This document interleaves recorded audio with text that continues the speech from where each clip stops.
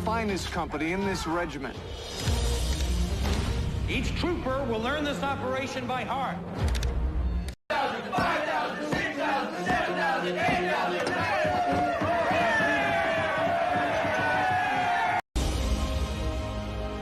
Tonight, we're gonna have to cross the river. These crowds are gonna catch some hell.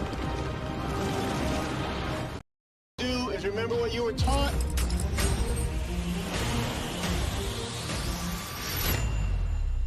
I guarantee you gravity will take care of the rest. Welcome to the second take of our live stream of episode 3 of Band of Brothers Carentan. This episode of Chew the Fat, we take shows and films apart, break it down, talk about how it was shot, what went on behind the scenes, talk about the casting, production design, art direction, sometimes even the catering. To help me delve into this myriad of topics, I've got the man who worked on the set himself, the inside man. Welcome back for the second time this evening. Yeah, and good evening for the second time. And for the second time, it's very nice to be welcomed with such open arms. And I'm looking forward to delving into this episode. Yeah, this is a great episode of one of the really best television shows of all time. Representing the red, white, and blue, we have Blue Collar Loser. I haven't seen you guys in so long. Man. Yeah, it was all of 2 minutes ago, where you said, "Hey, we're not live." Thank God I didn't bring you in last. Yeah. So welcome back. Yeah. You've been on both of the streams so far. We're on to episode 3. I would definitely tell the other panelists, man, I say it time and time again, out of all 3 episodes so far, this was the hardest making stills because I could have made 10,000 pictures of this episode. There's quite a lot happens. It's also a very action orientated episode. There's lots to get into, and we will.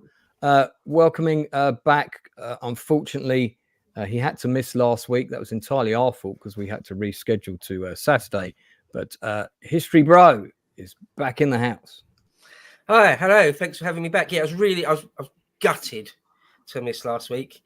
Second episode is among my favourite ones because it gets real in the second episode. So I was really, really disappointed. So sorry about that. But yeah, no one was more gutted than I was. But I'm looking forward to this one. Carentan, proper bit of battle. Absolutely. Proper bit of battle now. So yeah, looking forward to getting to it. Yeah. Well, I do have to correct something from last week because I got one of the locations wrong. I had a feeling that the name didn't ring true. I had to check on Google, and of course, not all the information is there. And I was looking at the locations on Google Earth, and I thought, this looks like the one, so let's go with that.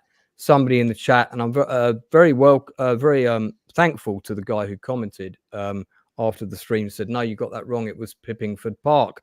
And as soon as I read that name, I thought, yeah, that's it. We've got an extra guest with us who is just watching Band of Brothers for the first time. So I thought, actually, it'd be great to have someone on who's literally just seen it this week. He's already, I think, on episode 5 now. It's Northern Bastard. Yeah, hello, you beautiful bastards. And yeah, I'm finally watching it properly all the way through, because when it was on TV, I only really caught the odd couple of episodes because I was still 12 or 13 at the time, and most of the time I was just lacking out, being a little shit. So but I am glad to really finally start going through this properly a bit more. And yeah, it's fantastic. It's really good. I mean, there's tons of actors in there that have read stuff before. We'll go through the usual topics, but we're going to break this stream down into 3/3 effectively because the episode neatly breaks down into 3/3 and lots to get into. But before we do that, I need to because I like our streams to be as accurate as we can get them, and I was a bit uncertain about one of the locations last week because I have been to this location. I specifically went to see it because when we were looking for locations for Pegasus Bridge, I was told this location was good. It had a lot to offer, and Band of Brothers had been shot there. And it wasn't Hurtwood Forest, although that is listed as a filming location. It was Pippingford Park, or also known as Pippingford Manor, which is not far off from the location we were looking at last week. If I zoom in, this is Pippingford Manor here. They actually have a vehicle park here, and some of the vehicles that appeared in Band of Brothers are actually owned by this guy. You can see there's an American truck here, and it's still there. You know, there used to be a couple more vehicles in this picture. Some of them might be in the shed, some of them may have been sold off. There's been a few independent films shot here, and also part of Neil Marshall's Centurion. The scenes towards the end were also shot here. So the track with the semi-ruined buildings, which have now been completely restored and are cottages for rent, I believe was along this track here. And I believe it was these buildings. And I found my folder with my recce photographs from when I went to Piffingford. So we're just going to have a quick look at those. So this is the big body of water. And we were talking about where they might have shot those swamp shots, because you were saying, Inside Man, that they didn't build a swamp tank per se. And I did wonder if that shot of the guys silhouetted with the water and the reeds in front might have been there at that location. I guess they could have done one shot there at least. If you go to the next still, Blue, those are the ruined cottages where you've got the barricade with the dead horses and all the blood. It was at the end of that track. It might have been at that end, or it might have been where we're standing. If you go on to the next one, that's another one of the barns that features in episode 2. They actually are having that meeting in that barn when they're trying to plan the attack on Breakout Manor. That takes place in that barn. So I was looking at all this stuff and recognizing it. You can see they were in the process of restoring these cottages when we got there. The bit where they executed the prisoners is down that track and on the left. So so there you go. So we're quite happy to call ourselves out when we've made a mistake, and we appreciate the information, because I like it to be as accurate as it can be. So Bo, did you just want to say quickly before we move on to episode 3, just a couple of short things about episode 2 and why you like it? Anything about it that particularly stands out? Oh, well, I mean, it's just, the first episode is just the training episode, isn't it? Sort of the background. It's sort of a prologue, if you like, in a way. And then episode 2 is just the real deal, isn't it? Episode 1 ends with them actually in the aeroplanes. And so episode 2 is it's their first, how would you say it? The baptism of fire, where they've, first real live rounds of flying around and everything. And some of the guys say at the beginning, the real chaps that survived, that give their accounts, so you never know how you're going to react. All soldiers say that see real combat. You never ever know how you're going to behave and react until it happens. And so it's just just that whole thing is very, very interesting to any sort of military historian or anything. But there's loads of bits. I mean, Winters, shines out at that point as, this show is about Winters in a way. Of course, as the episodes go on and he gets promoted further and further, it does the narrative does sort of ebb away from him a bit, doesn't it? But it's like it's the Winters show a bit, isn't it? And he's probably my second favorite character after Spears. I'm a Spears man myself. I do like Spears. It's because he's such a badass. I looked up a little bit about him as well. He was a pretty mean bastard when he needed to be. A career. One of the few career army men. He went on to be in the army for a long time afterwards and fought in Korea and stuff. As did Private Albert Blythe. Yeah, as a sergeant. But I'm sure we'll be talking all about Blythe, because this episode is sort of the Blythe episode, isn't it? There's so many things about the second episode which are great, but as I say, just disappointed to have missed it. But what can you do? Hopefully I won't miss any more. Well, we'll get into the episode, and you're right, this is very much Blythe's episode, who's played by actor Mark Warren. Now, I'd followed Mark's career since he appeared in An Ungentlemanly Act, where he played the son of the governor of the Falkland Islands. And I liked him in that movie. I've also interviewed the director of that movie, Stuart Urbans. You can find that on the industry interviews, and we talked about Mark Warren on that. And Mark Warren used to live in Finchley and I used to live in Highgate, so we kept bumping into each other on the Northern Line all the time. And I'd met him before in Chinatown, and said, "Oh, you know, an Ungentlemanly Act, blah blah." And he asked me if I worked on it, and I said no, but I really like it as a piece of television drama. And various mutual friends working on different things together. So when I saw him in this role, of course, I knew straight away he wasn't an American, but I thought he did a really good job with the part. It's quite an interesting narrative that he has, quite different, because you're giving the spotlight to a guy who certainly, I don't use this word loosely, but certainly for the first 24, 48 hours of the battle, he was essentially a coward. He didn't try to find anyone. He didn't try to participate in combat. He basically hid from the enemy and avoided them. And he does admit that. He says it as part of the narrative in the episode. So we'll come back to that. But he's an interesting character to make the focal point. And then I guess, although obviously all the usual people appear in it, I think this episode is very much about the lower ranks. So we get to know a lot of the lower ranks a lot more. So let's talk about the first third. I'm just going to do a quick breakdown of the first kind of act of this episode.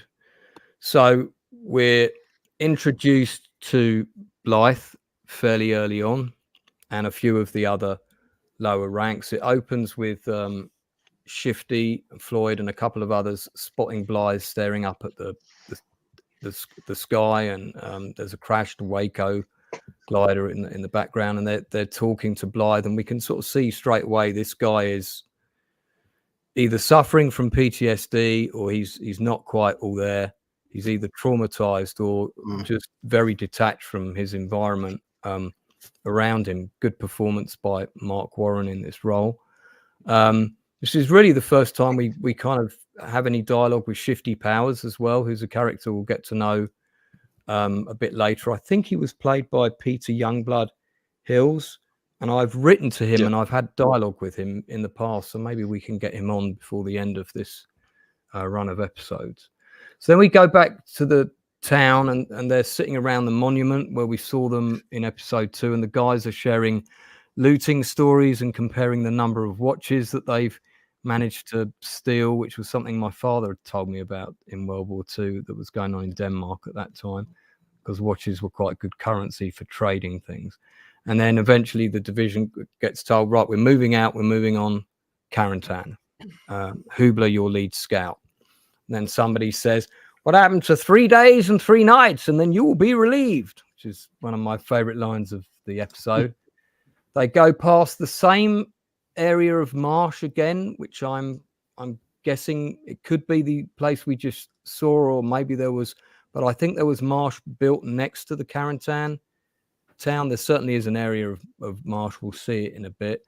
It's nighttime, and we go through the same set as the water tower in episode 2. We sort of pass these vehicles. Let's have a look at some of the shots, because Blue's got some for me. Right, so this is great shot. They're moving out in companies.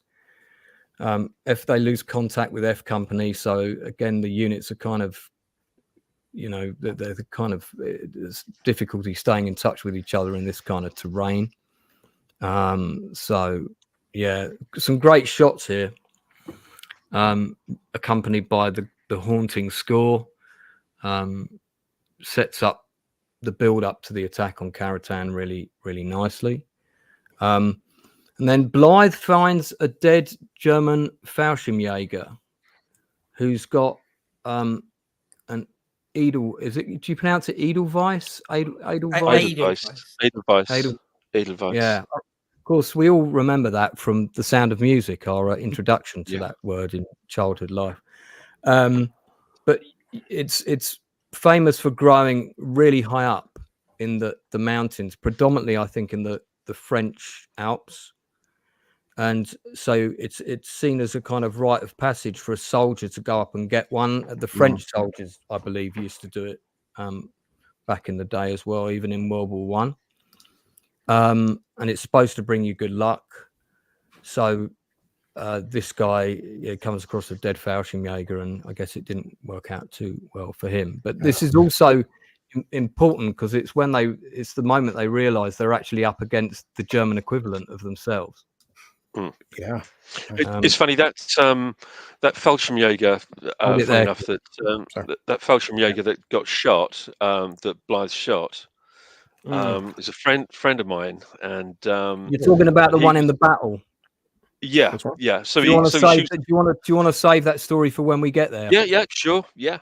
Hang fire on that because I don't want to jump around too much. So we'll just focus on this first third to now. So up to that point, when we go into the next day, D-Day +6 is really just them assembling to do the attack on Carentan. So before we talk about this bit, Inside Man, is there anything you want to say about that stuff that was filmed up to that point? Yeah. Yeah, I mean, a lot of this was shot over, again, at Aot St. Peter's. It kind of flip-flops between Aot St. Peter's and the Carentan set over at Hatfield. To my recollection, I don't think any other locations were used apart from those two. And I level with you, I can't recall any kind of marshland or anything like that was adjacent to the Carentan set. I mean, we spent like 10 months working daily on these sets, and we kind of knew them quite intimately. Marshland adjacent to the set, I can't recall. You get to see it because we'll see it in a minute. The Germans, when they're retreating, they actually wade through it. And in that shot, to me, it does look quite deliberately placed. So I do wonder if they, could have done something as simple as put down some black lining and. Yeah, I mean, we did have part of a river there, and there was some water there, but nothing as grand as that as I can recall. But I don't know. Maybe I'm misremembering. But I did spend a long time on these sets. We'll see it in a second. The stuff that was filmed in Aot St. Peter, is that the second attack sequence? Mm-hmm. Yeah. Okay. Yeah, and other little bits and pieces as well. Funny enough, I found some. We were talking about the railway last week. Yeah. I actually found a couple of photographs of that railway that were actually at Aot St. Peter's. Right. And it actually plays a very important part in the filming of this episode, which we'll get to in the second half of the fighting. Yeah, I think I've got the location of the field in Aot, or very close to it, so we'll look at it in a sec. Okay, so we have that build up to the attack, which takes maybe 5 to 7 minutes of the episode. Everybody's creeping up the causeway road to the Carentan set. Let's hold off don't go forward hold it there on the stills for the moment. And this is really Winter's first scene in combat as a leader. Up until then, yeah, he had the Breakout Manor thing, but that was not with the company. That was just with a section, a couple of platoons. This is him now as company leader, leading the company.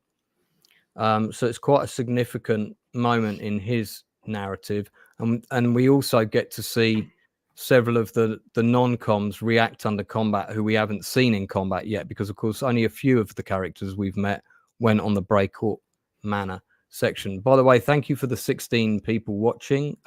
Do share the stream and put a post about it. If you've got a comment about the episode, please put it in the chat. If you have any questions for us, put them in and I'll get around to them later. So so I want to show before we get into this sequence and how it was filmed, I believe, but correct me if I'm wrong, Inside Man, I believe this is the set under construction. Yes, no, it's the constructed set. It's actually the back of the set. Oh, okay. So let me. Yeah. I think I can enlarge it. Yeah, let's do that. So it's interesting because, quite wrongly, I always assumed, because I know they did this with one of the town sets, that the houses were double fronted, in the sense you shoot one way, it looks French or wherever it's set. You shoot the other way, it looks Dutch. Because I know Alan talked that he did do that with one street at least. He talked me through how he did. But that's clearly not the case here. That there's a lot of fake. No. Yeah, I mean, although there were some other buildings there that you could actually walk into. So a lot of them that you could go into and go upstairs. They weren't just facades like this. But back to that, like I said, I spent 10 months on these sets, right? And we knew these sets intimately. I mean, we were even on some cases sleeping on the sets. Right. So we knew them really, really well, and we were doing between 5 and 7 day weeks, and very, very long hours. Could be anything between sort of 4 a.m. to 6, maybe 8 p.m. So very, very long days, very long weeks, and for pretty much 10 months solid. And in all that time, I absolutely cannot recall ever seeing a double-sided set where you would have French on one side and Belgian on the other, or Dutch on one side and German I think on the other. the one that Alan said he did it. The one Alan said he did it on was the set that was Hagenau. Partly Hagenau. He said Hagenau was kind of partly redressed and rebuilt, so that it had different features, but was a redressing of a previous. Because you can see some of the same buildings from earlier if you look. Yeah, I mean, in fact, Carentan pretty much turned into Hagenau. It was Carentan that was because we still had some of the same features, like the little war memorial in the center. Some pieces were taken down, and other facades were put up. So an inordinate amount of work was done in order to, show that they were being recycled.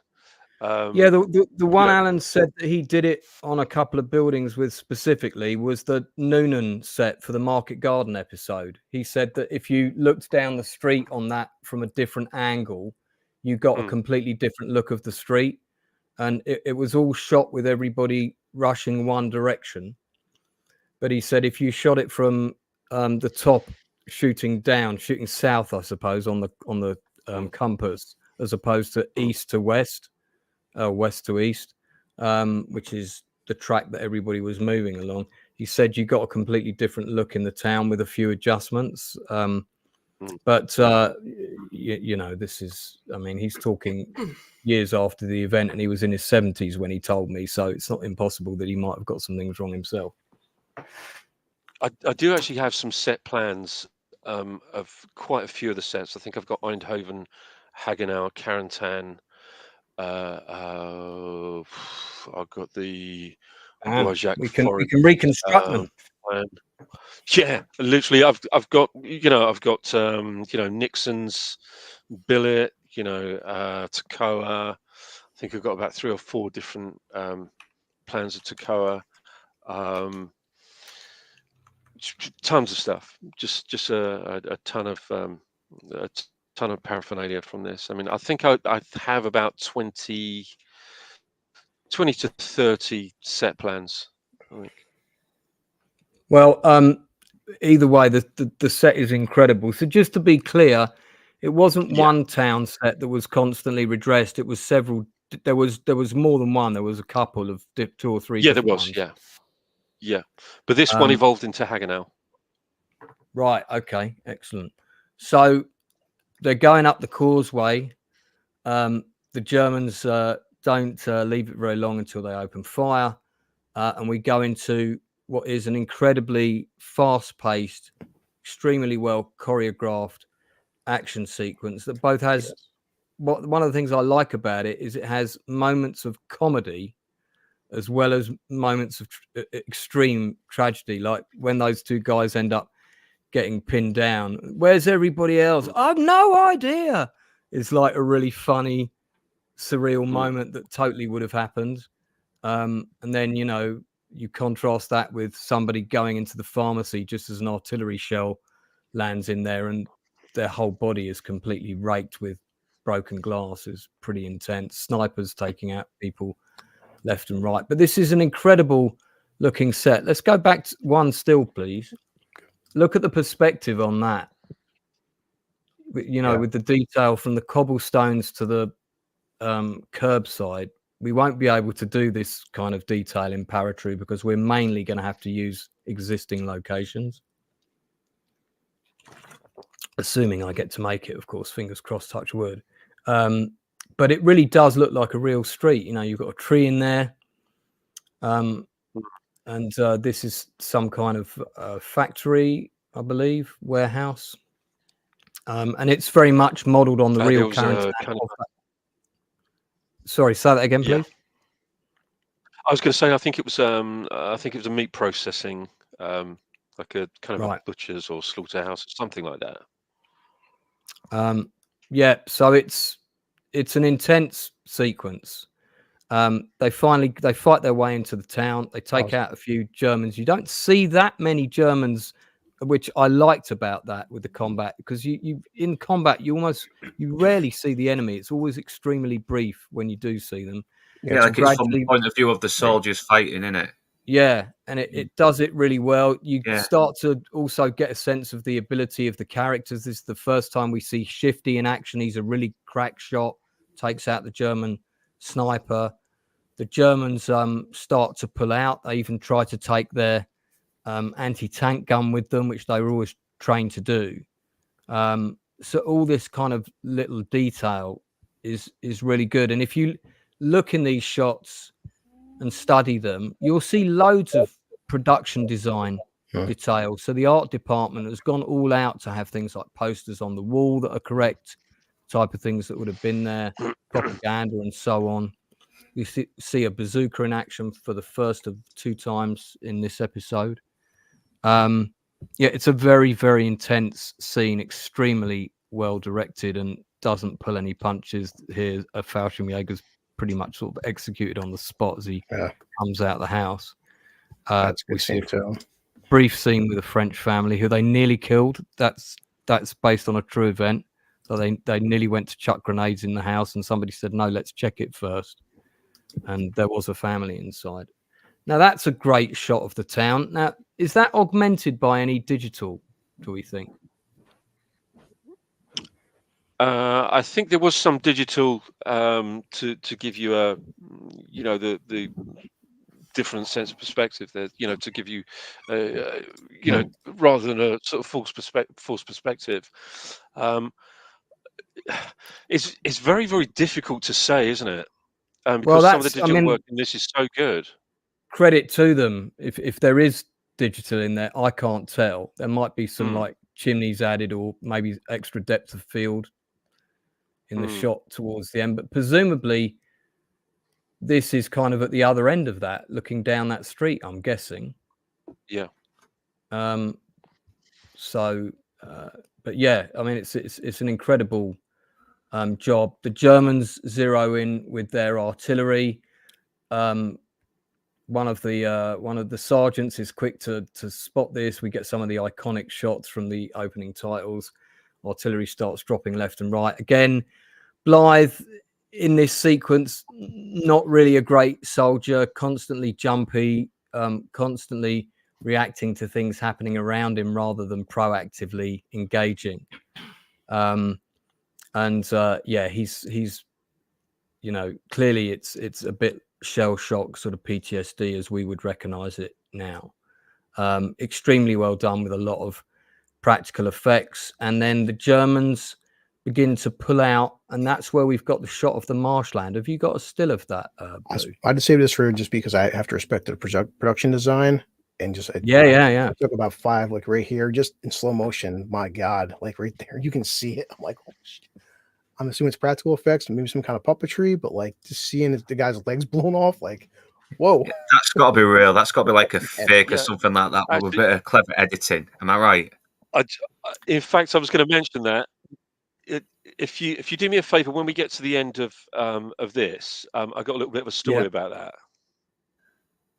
Is that tell us when we get to the end of this, when we get to the end of this section. But I'm guessing that's an actor who's actually missing a leg, and they brought them in to do that shot. But anyway, we'll talk about it. Yeah. Yeah, those stills in. Lance, that's section 1. So if you hit section 2, it's a new set of stills. Yeah, can we get that shot of the paras retreating if you've got it? Yeah, that'll be in under lens 2, the next section. You have to do them in sections of stills, unfortunately. Yeah, just I captured a lot right now just because it looked so authentic. Let's see, Talbert was hit. Trying to find it. Said this was a very long action sequence, especially shooting up an outhouse. Yeah, it's coming up. This bit was a bit of a nod to Kelly's Heroes with the toilet in the garden. Yeah, I like the way they shoot through the door just in case. Now that person who's injured, I think that's either Bart Raspoli or Phil Baranthi. I forget which. I think that's Bart, who of course now is a very active producer who produced Boiling Point. Yeah, with Stephen Graham, who we met on Band of Brothers. There's a whole load of them that have all worked together on various films. Who all met on this show. Yeah, I was just fascinated by the detail and makeup job for this. Oh my god, it's incredible. Look at his eyes fucking hanging out nearly. Yeah, Jesus. Yeah. I just like that scene too. Like he's telling the guy's last rites and like what was is crazy Irish? You're doing the last rites. Yeah, this is here you go. Here's the marsh. So he gets up into the upstairs window, fires the 30 cal, and takes out a whole load of the Germans as they're retreating across the marsh. And you can see that marsh is at the back of that set. So that must have either been at Hatfield or created artificially next to it. Because of course, Carentan go back to it. Oh, okay. Sorry. We did have a small amount of. I can recall the small amount of kind of sort of wetland there, but it was pretty small, Yeah, well, funnily enough, you can still see that piece of wetland. I think it's still there. And here I'll show you quickly because not all of it's been built over. So this is part of it. Yeah, I think it could be that, which is obviously a lot higher grown now with trees and things. But you've got to remember, this is 22 years ago. 22 years ago. So it could have been that because the Carentan set 24. Yeah, the Carentan set was probably over here somewhere because this is all new. This wasn't there before. This has all been built since all of this. So because the university ultimately bought the land. So anyway, but it would have been here somewhere. Of course, all of this was all built. This used to be the aerodrome. So, okay, let's go back to that. Yeah, and that kind of takes us up to the end of that sequence. One of the other significant things that happen in it is several of our major characters get injured. Lipton gets injured. Of course, we have one person getting their leg blown off. Shell comes down right in the store. Covers Bart Raspoli's character. It is Bart Raspoli with glass. Got the priest looking after people. Sergeant Farnsworth on a horse, and then of course one of the officers says, "Winters, is it safe to cross now?" The commanding officer. I thought that was quite funny. And then Winters gets hit by a ricochet. So that's kind of our end of our Battle of Carentan. Where they've taken the town essentially on D-Day +6. So I guess we get our first dialogue with my friend Shane Taylor, who I've asked to come on, and he might come on when we have his episode, when we get to that Bastogne episode. Great actor, and this was one of his first major acting roles. So we get a bit of an introduction to his character here. As well as Blithe kind of being out of it again. So, Inside Man, did you want to tell us the story about the leg being blown off? Well, there was a couple of things actually. So the leg story, right? Well, there was a handful of us that were held back for a late evening shoot. So everybody else was wrapped, and there were a few additional shots that were being done. I think there was about 6 of us. 2 of them were Fallschirmjäger. In fact, they're actually in some of the photographs that I showed you Sorry, that I sent you. So the two guys that were Fallschirmjäger, they were operating a Pak 34 gun, and so we were held back to do a couple of shots with that. But then between takes, we were kind of sitting around sort of having, a brew and donuts, and they were rigging up this guy who was an amputee. I thought it was an amputee. We didn't actually know that he was an amputee. We didn't know that he was an amputee because he had all the prosthetic leg on and everything. And of course, the effects guys and everything had sort of, rigged up all their squibs and explosions and what have you.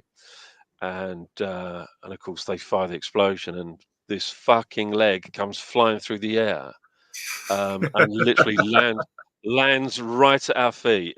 I mean, it literally must have gone about 20 feet. This leg, and lands right in front of us, and we're just standing there with our donuts hanging out of our mouths, agog at this leg. And we for a moment, for just a moment, we sort of thought, there's been a fucking accident. There's been a really bad accident. Someone help that poor man. Damn. It was absolutely surreal, but it was. I bet you guys didn't want to go over and touch him because you wouldn't have known what to do. No. You must have shit yourself. Okay. Yeah, and it's those other guys on the Carentan set. I think there's I think I sent I think 3 pictures of 4 of us on the Carentan set, and it was those other guys that were with me. And one of those guys actually is also a screenwriter, and I believe he went on to direct as well. But yeah, those sets were just incredible. I can't even begin to tell you what it felt like to walk onto that set, onto the Carentan set for the first time, and be walking down streets, to be walking down alleyways, and walking into a church, and you're sitting in a graveyard, and it's in a pharmacy, as you say, and it was just utterly surreal, utterly surreal. But it looked. Did they have a honey mate. wagon? Did they have a honey wagon hidden somewhere on the town set so people didn't have to go too far to take a leak? No, it wasn't. I mean, it wasn't a million miles away. It was kind of like round the corner. But as you can imagine, when we actually shot this, I think we actually shot episode 3 in May, which was a very, very hot May. And as you can imagine, those things really do chuck up when the sun's on them all day long. But yeah, it wasn't too far from the set. It was just That's around the corner. A couple of the Fallschirmjäger extras in this shot. Yeah. How many extras did they have in the German unit, roughly, give or take? Oh, see, we never really had much to do with the Germans because we were separated into, the Germans. Weirdly, the Germans and the Americans never really mixed. Or if they did, it was very rare, very, very rare. Sergeant Mac, Led Macintosh, who was in charge of all of the Germans, he pretty much separated all of them from us. I think it was a very deliberate thing. Alienation between the two. Yeah. Although we did get to know each other, in certain points during our downtime and everything, but there was a clear. Because Mac Warner was kind of apparently he deliberately alienated himself from everyone else just to make the character feel more real on screen. That's true. Yeah. That's true. Yeah. He separated himself. Good, didn't socialize with people at all. Yeah, it works. It works. It does work. Yeah. In terms of numbers, though, I mean, there were quite a few. There was a real nice little batch of core sort of Germans. I think probably about 50 of them. Well, that's quite a lot, because in any one shot, I think the most we ever see is 30. But then when Easy Company's coming up the road at the beginning, there's a good nearly 100 guys in that shot, at least. Yeah. I would say. Yeah. I mean, so you had your kind of core Germans, and then you had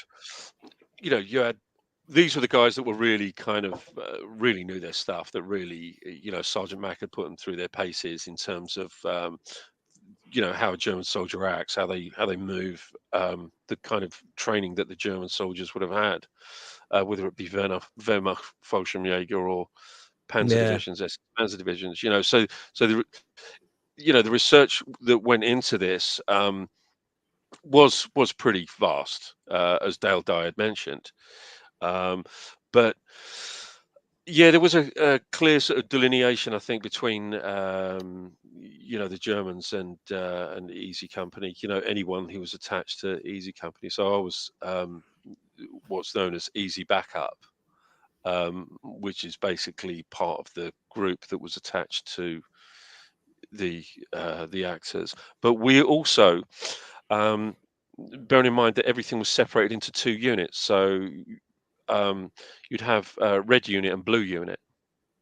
So red unit would be off filming, say, parts of episode 2 still, right? And blue unit would be on Carentan, and then it would kind of swap whenever extra shots were required. So so there were sort of two kind of splinter units working in tandem, but not together. Yeah, I understand. How many days did this whole, from the the first shot of the Carentan causeway to the last shots in the town, how many days filming was that? I can recall 2 weeks on the actual Carentan set. Pretty much 2 weeks solid. That's what I can remember. Yeah, that sounds about right for this kind of scene. And they're probably doing an average of around, I would think, sort of 20 setups a day or something, I'm guessing. Yeah, no, it was much less than that. It was much less. I would have been driving them hard to hit that at least. Because there was a lot of handheld stuff, so you'd have so that would I mean, there are very few locked off shots. If you look, there are very few. It's very fluid, isn't it? Yeah, it's very fluid, very frenetic, and so there's a lot of handheld stuff, not steady cam, but handheld. No. I think people kind of mistake anything that's handheld and they just call it steady cam, but it's before not. I go over to our other panelists to get their comment on up to this point. Can you tell us, were there any shots that were kind of one-shot wonders, i.e. we're going to have 3 or 4 charges going off in this one, we don't really want to do it again, or was there the luxury of minimum 2 takes for everything? Do you remember? I mean, there's certainly, I've got to level with you, they were very, very productive because everybody was really on their game. I can't recall much going on, certainly on Carentan, going past 2 takes. However, there is one that went way past 2 takes, and I counted them, and it was. We'll come to that, but because it's kind of slightly later on in the episode. But for example, the stuff that we did, that we were held back for, everything was done in 1 take. The guy's leg. The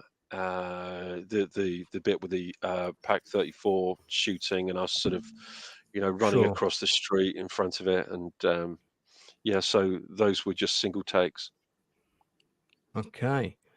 So Bo, your comments on the episode up to this point, or any historical things? Right. Yeah. Let me get my big folder out. Yeah, no, loads to say. So for anyone who might not know, I can see a couple of people in the chat, or Northern said he's sort of new to this. So we're just after D-Day, the tag, 6th of June, 44. So this takes place, just starts a couple of days after that. Well, Carentan is from the 7th of June through to the 12th. 44. So if anyone knows about the 5 beaches on D-Day, Utah, Omaha, the 2 American beaches, Golden Sword are the British beaches, and Juneau was the Canadian one. But the Americans did take the brunt. Really got chopped up badly at Utah and Omaha. And in order for those 2 beachheads to join up, well, first of all, they would take St. Mary-Glees, and then you've got to take Carentan. So it's absolutely vital. If anyone, you see it immediately if you look at a map of Normandy. They absolutely had to take Carentan. There's just no other way. Fortunately, the Germans had all but lost the war already. Really, they'd spent. I'm talking very, very broadly here. They'd spent most of their energy in the east, and so in the end, the Atlantic Wall, Mr. Hitler's great defence of Europe, of Western Europe, was sort of done on a shoestring. I'm sure if you fought in Normandy or in Europe in 44, you wouldn't have felt that the Germans were fighting on a shoestring, but they were. For example, in Carentan, they pulled out. They essentially pulled out. They left a tiny amount of men in there. Really, it was the Germans. There were the 6th Parachute Regiment. So as someone said earlier, I think it was you, Lance, said that there are paras. So it's paras fighting paras, right? Yeah. And they're under a Colonel von der Hecht, who himself was under Field Marshal Rommel. Rommel himself isn't dead yet. It's not long for this world, if anyone knows the story of Rommel. So anyway, the Germans, the 6th Parachute Regiment, were almost out of ammo. So they pulled out of, they basically pulled out of Carentan, but left a company, a bit of not even a whole company in Carentan. There's a bit in the episode where they said, I think Winters or somebody or Nixon says, that felt a bit too easy. And counterattacks were coming. But in the book, in the actual Stephen Ambrose book, a couple of things to mention is that straight off the bat, the second they land, all the paratroopers, and it's not just the paratroopers actually, all Allied troops, one of the biggest problems for brass, for the top brass, one of the biggest headaches, other than, of course, the Wehrmacht, was booze. We get a bit all about how France is sort of filled with wine, cognac, and brandy, and all other fine liquors. And the tension is so high, and these are young men, and the tension is so great that you sort of can't stop them from drinking. If they find booze, they're going to drink it. Yeah. And so that's actually a problem, like to the level where it's a problem day to day. So anyway, there's a big section on that, but I won't go into it. Souvenir hunting. I mean, this episode of Band of Brothers as an entirety is extremely loyal to the book, which is very well researched, not perfect, and we'll get into bits and bobs. Yeah, there's a few errors in it. There are. Nonetheless, it's still pretty damn good, to be honest. Yeah. It's still pretty damn good. And the show is very loyal to it. So look, just a tiny bit on souvenirs. That was a massive thing. It really was a massive thing. We told German dead were another matter. Oh, there's a section about how Malarkey and a couple of others went to rifle through a load of haversacks of dead Allied soldiers, and then they realised what they were doing. It was really low and out of order, and they stopped themselves and stopped doing it. But Germans is another matter. Souvenir hunting went on whenever there was a lull. Lugers were a favourite item, along with watches, daggers, flags, anything with a swastika on it. So anyway, that's sort of well known. That's sort of almost a cliche, isn't it? But there's one paragraph here I wanted to, or one section, the bit where they do when they're moving up to Carentan the night before. It was all a bit of a shambles. It was. A paragraph here, Ambrose tells us, quote, progress was excruciatingly slow for 3 major reasons: the lack of sufficient armor or artillery, the skill and determination of the defenders, the Germans, and the hedgerows. Hedgerows get mentioned. If you ever watch World at War or any real documentary about fighting in Normandy, you always hear about these bloody hedgerows. The hedgerows, we're told, quote, often 6 feet high or even more, with narrow lanes that were more like trenches, so solid that they could stop a tank. Each hedgerow was a major enemy position, and there were so damn many of them. Take one hedgerow after another, and after an all-out effort, and there was another one 50 meters or less away. that was about as bad as a place to mount an infantry assault as could be imagined, as bad as clearing out a town house by house or room by room, as bad as attacking a World War I trench system, but it had to be done. So yeah, that's something that especially the initial fighting in Normandy, it's all about these hedgerows that they were. Yeah, I've heard a few people. It's quite rare that guys fought in World War I and in World War II, because it's just far enough apart where you'd have to be exactly the right age to have fought in the trenches in World War I and be a combat guy in World War II. But some were, and they said yeah that the fighting in those hedgerows in Normandy was almost as bad as the trenches, which is, I mean, that's saying something. It's almost as bad as modern war gets, isn't it? Also known as bocage, as they called it. Yeah, I think the problem with these hedgerows was the fact that a lot of them have been there over 1,000 years. Yeah, you know, so they're so deep rooted, and they really were there for that length of time. You know, so they're almost an immovable object. Yeah, they were more effective than barbed wire at stopping infantry. You couldn't, absolutely. I mean, you had to, if you were going to try and go through it, don't think of it as a hedge in a street in London. These were, you know, sort of 3 or 4 knotted, quite thick trunks in this real tangled mess. And they were about 7 to 9 feet high. There's a few of them left in Normandy. Most of them have gone now. But there are a few places where they've kept them exactly as you were near some of the tourist spots. Kind of, I think there's a few not that far from Utah Beach.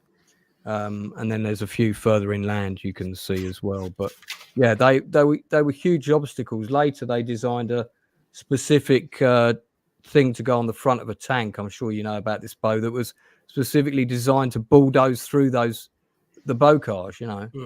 I forget the name of it, but it's on the cover of a book I've got somewhere.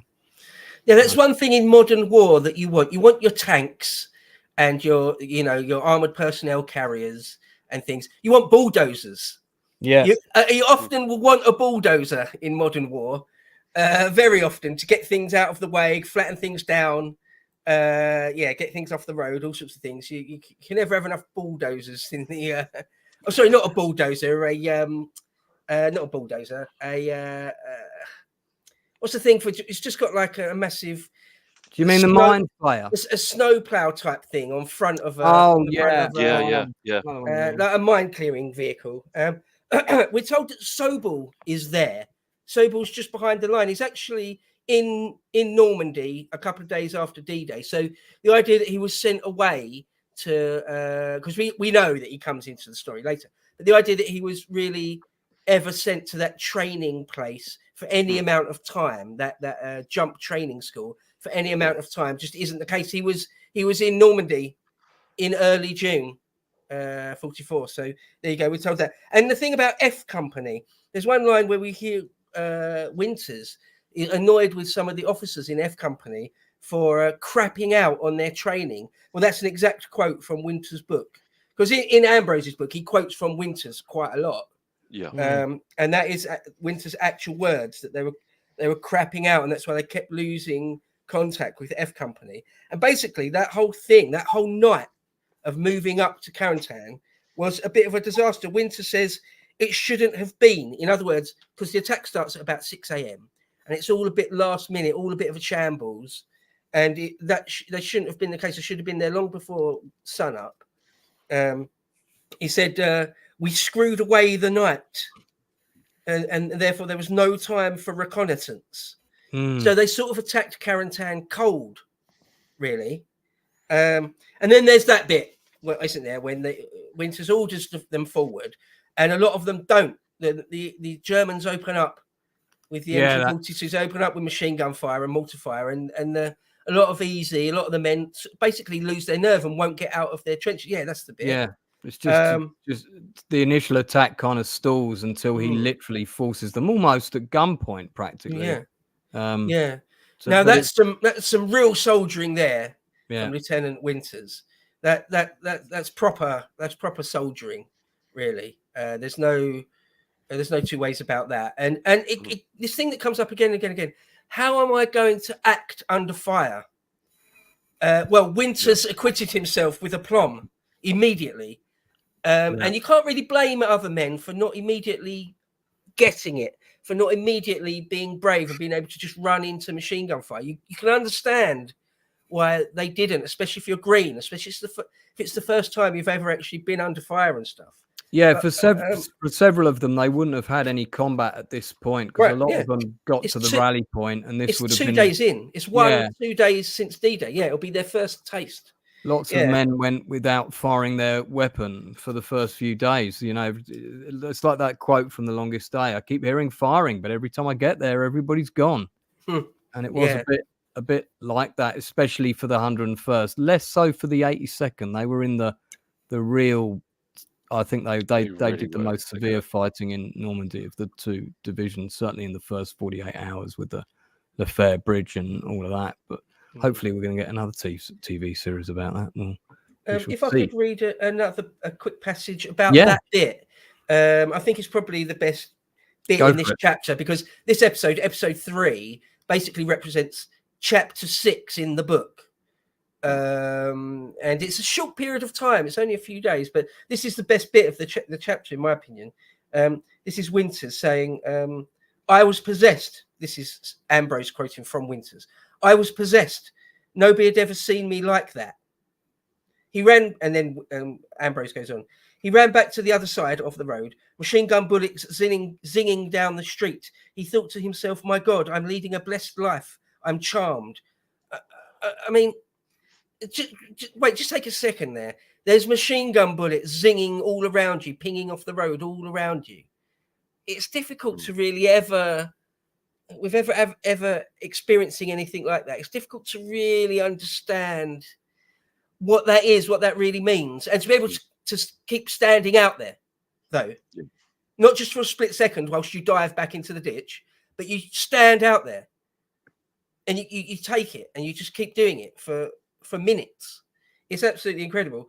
Ambrose goes on. Winters, was almost desperate. His best friend, Harry Welsh, was up ahead trying to deal with the machine gun. If I don't do something, Winters thought to himself, he's dead, no question about it. But the men wouldn't move. But they did look up. Winters recalled, I will never forget the surprise and fear on those faces looking up at me. Ambrose again. The German machine gun seemed to be zeroing in on him, and he was a wide open target. Winters again. The bullets kept snapping by and glancing off the road all around me. Everybody had froze. Stroll, remember, this is Stroll now.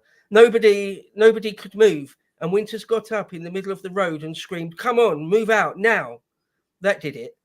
No man in the company had ever before heard Winters shout. It was so out of character, Stroll said. We moved out as one man. Just play a few seconds of this, Blue, if you would. Yeah, that's why I took the audio off, because it seems like they're more lenient when there's no audio. We can probably get away with 3 or 4 seconds. Okay. So it seems like that's why I've been kind of spacing it when our bows talk. Oh, it's kind of choppy anyway, isn't it? Yeah. All right. Well, let's leave it there. That's fine. Anyway, we've all seen it. We kind of know what happens. One last line on that please. moment. There's a Talbot, the trooper Talbot. Ambrose says that in 1981. Talbot wrote to Winters and he wrote, God, it's a bit moving actually. He says, I'll never forget seeing you in the middle of that road. You were my total inspiration. All my boys felt the same way. End quote. And I mean, it's leadership, isn't it? It's real leadership. Yeah. You think of people maybe like headmasters go to a leadership training course. Right? Yeah. Modern politicians think of themselves as leaders. Yeah. They're nothing of the sort. Winters was. That's a leader of men. It's really quite remarkable, and I can't do the man enough justice. A couple more quick things before I finish off and we can carry on with the episode. Sure. The Reverend, who's just again out in the street under fire. Yeah, very common. Blessing people, giving them the last rites, even just administering the last rites over an already dead man. He was Father John Maloney, and Malarkey tells us that was That's absolutely true. It's exactly what he's doing. Two types of people in these, in these scenarios show that sort of thing. Quite often it's the pastor or the priest, quite often a Catholic priest in World War II, and the corps men, the medics, quite often will just go out into the middle of a field of fire. Yeah. Just unbelievable bravery. I mean, it's beyond bravery. It really is. And the moment Winter got here, it was a ricochet. And I mean, he was lucky it was a ricochet. And then one last thing, I don't know if you want to talk about the Blithe blindness, or you want to, is that the next bit we're going to get? Well, I mean, it's the next one. Only up to this.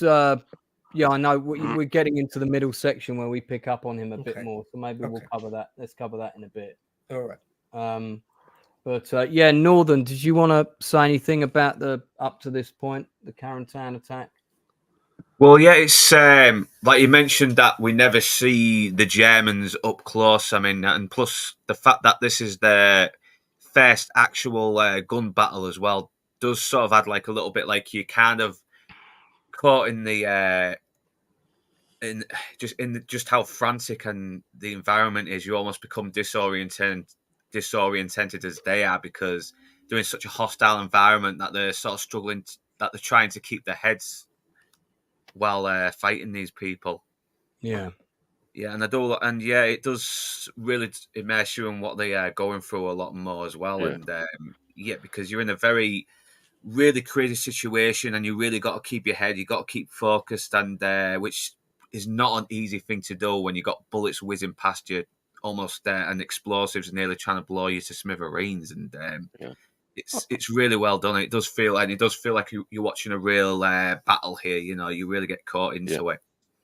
There's only one shot in the whole sequence, which is almost from the German perspective, and that's from the machine gun nest in the downstairs window. You get that reverse angle. You're inside the room with them, but it's not quite their POV. It's slightly off to the side when one of them gets taken out by Shifty, the loader. And for a minute you're in the room with the Germans, but I think that literally is the only shot where you're kind of on their side of the receiving end. It's always you're seeing them in the background, or you catch glimpses of them. Suddenly they appear on the side of camera, which I think's really good, because it's very much the perspective of the men going into the town, as opposed to seeing everybody's viewpoint that would be like the old school way of shooting something, you know, a Battle of the Bulge or whatever, that very realistic film that we all know and love. One other thing, like I would say about the men on the roadside being reluctant to go over that crest and into fire, is that it's in tune, isn't it? That fear is the mind killer, and that fear, panic, can make anyone, even a hardened veteran that's seen combat and been in under fire a lot, many times, it can force you into yourself and force you to freeze, quite literally petrified, like a deer in the headlights. There's a great book by Ernst Junger, a German World War I account of war, Storm of Steel, where he talks about that. He himself had been in combat many times, and many of his comrades had, and yet sometimes artillery fire or just machine gun fire still would make you just ball up, or just throw yourself into a shell crater and ball up and stay there until someone forced you to keep moving or something. Yeah. And so fear, like the type of fear I doubt anyone on this panel has ever experienced, I certainly haven't. That type of fear, it can break anyone, and in an instant. So, I'm not blaming anyone. I wouldn't blame any combat soldier that had to be sort of forced to do his job like that. Someone like Winters doing what he did in that moment, it's rare. It's super rare and, incredible in my opinion. Yeah, an extraordinary man. Inside Man, can I ask you a technical question on this? Yeah, sure. You may not be able to answer it. Of course, there's a lot of explosions in this done properly without like big flames in the middle, you know, because it's the shrapnel type of effect. When those shots were done, there's obviously some shots where there's quite a few people within the lens, within the purview of the explosion, I suppose. Yeah. Was it a case of right, we're doing a big boom shot now, so everybody over there behind the safety line, and we're going to do it, or was it part of a longer choreographed scene with the fluidity of the cameras, or were those shots very much done separately to all of that rapid long take stuff? It was, to be honest with you, it was exactly as you mentioned. It was kind of, look, you know, we're going to rehearse and rehearse. Everyone knows where everything is. So, you know, these things are going off. Make sure you know where they are.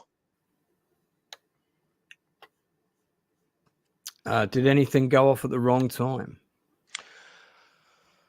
I can't recall anything going off at the wrong time on this episode. But remember, these were very, very safe. These special effects guys. Yeah, extremely experienced. I know. Very, very, very good guys. These guys were, rather than working with you know, all explosives, it was compressed air. So the mortar pots would be filled with. When I say mortar pots, I mean like the kind of buried little pans. Yeah, I know. They're basically filled. Yeah, you know, they'd be filled with, depending on what type of explosion, it would be, you know, sort of a lot of like wood chip, wasn't it? And yeah, I mean, there's a lot of cork, a lot of wood chip. Yeah. You know, very, very light wood chip, and you know, sort of you know, garden fertilizer, that kind of stuff. You know, just kind of bunged in there. You know, some soft peat. So you have that sort of big sort of black earth, you know, sort of scorched earth that's, you know, scorched dirt that's been thrown into the air. But yeah, so you know, it was stuff that was going to be non-harmful. I mean, for some of the bigger stuff, it would be you'd have bags of cement. So what they do is they'd split a load of bags of cement open. There might be 3 or 4, and you know how heavy those buggers are. If it's a massive explosion, so you get the big sort of plumes of grey smoke. So you'd have 3 or 4 bags of cement on top of this big compressed air mortar pot that's going to be covered over. Then bang, the thing would go up. And of course, it sends all of the sort of grey dust and everything into the air, which looks, for all intents and purposes, like thick smoke. But they were brilliant, these guys. They were absolutely brilliant. And I just remember you know, because it was relatively early days of mobile phones, but all over the tents, all over the effects guys' tents, there were these signs, no mobile phones. Just on the off chance that, you know, a signal from a mobile phone could have triggered one of the mechanisms that had, you know, triggered one of the explosions or whatever. That never happened as far as I can recall, but I can recall quite a few guys that got their mobile phones out sitting there right near the effects tent on many occasions that were pretty much marched off the set and were never seen again. Well, rightly so, when you're taking those kinds of risks. Yeah, Dale Dye mentioned that in the last interview, didn't he? With yeah, he did. Yeah, Dale Dye mentioned that. Yeah, and he also one of his disciplines was, as well as the armourer Simon Atherton and his team, who again were, every man of them was excellent. Yeah, Bapti. It was Bapti, wasn't it? Yeah.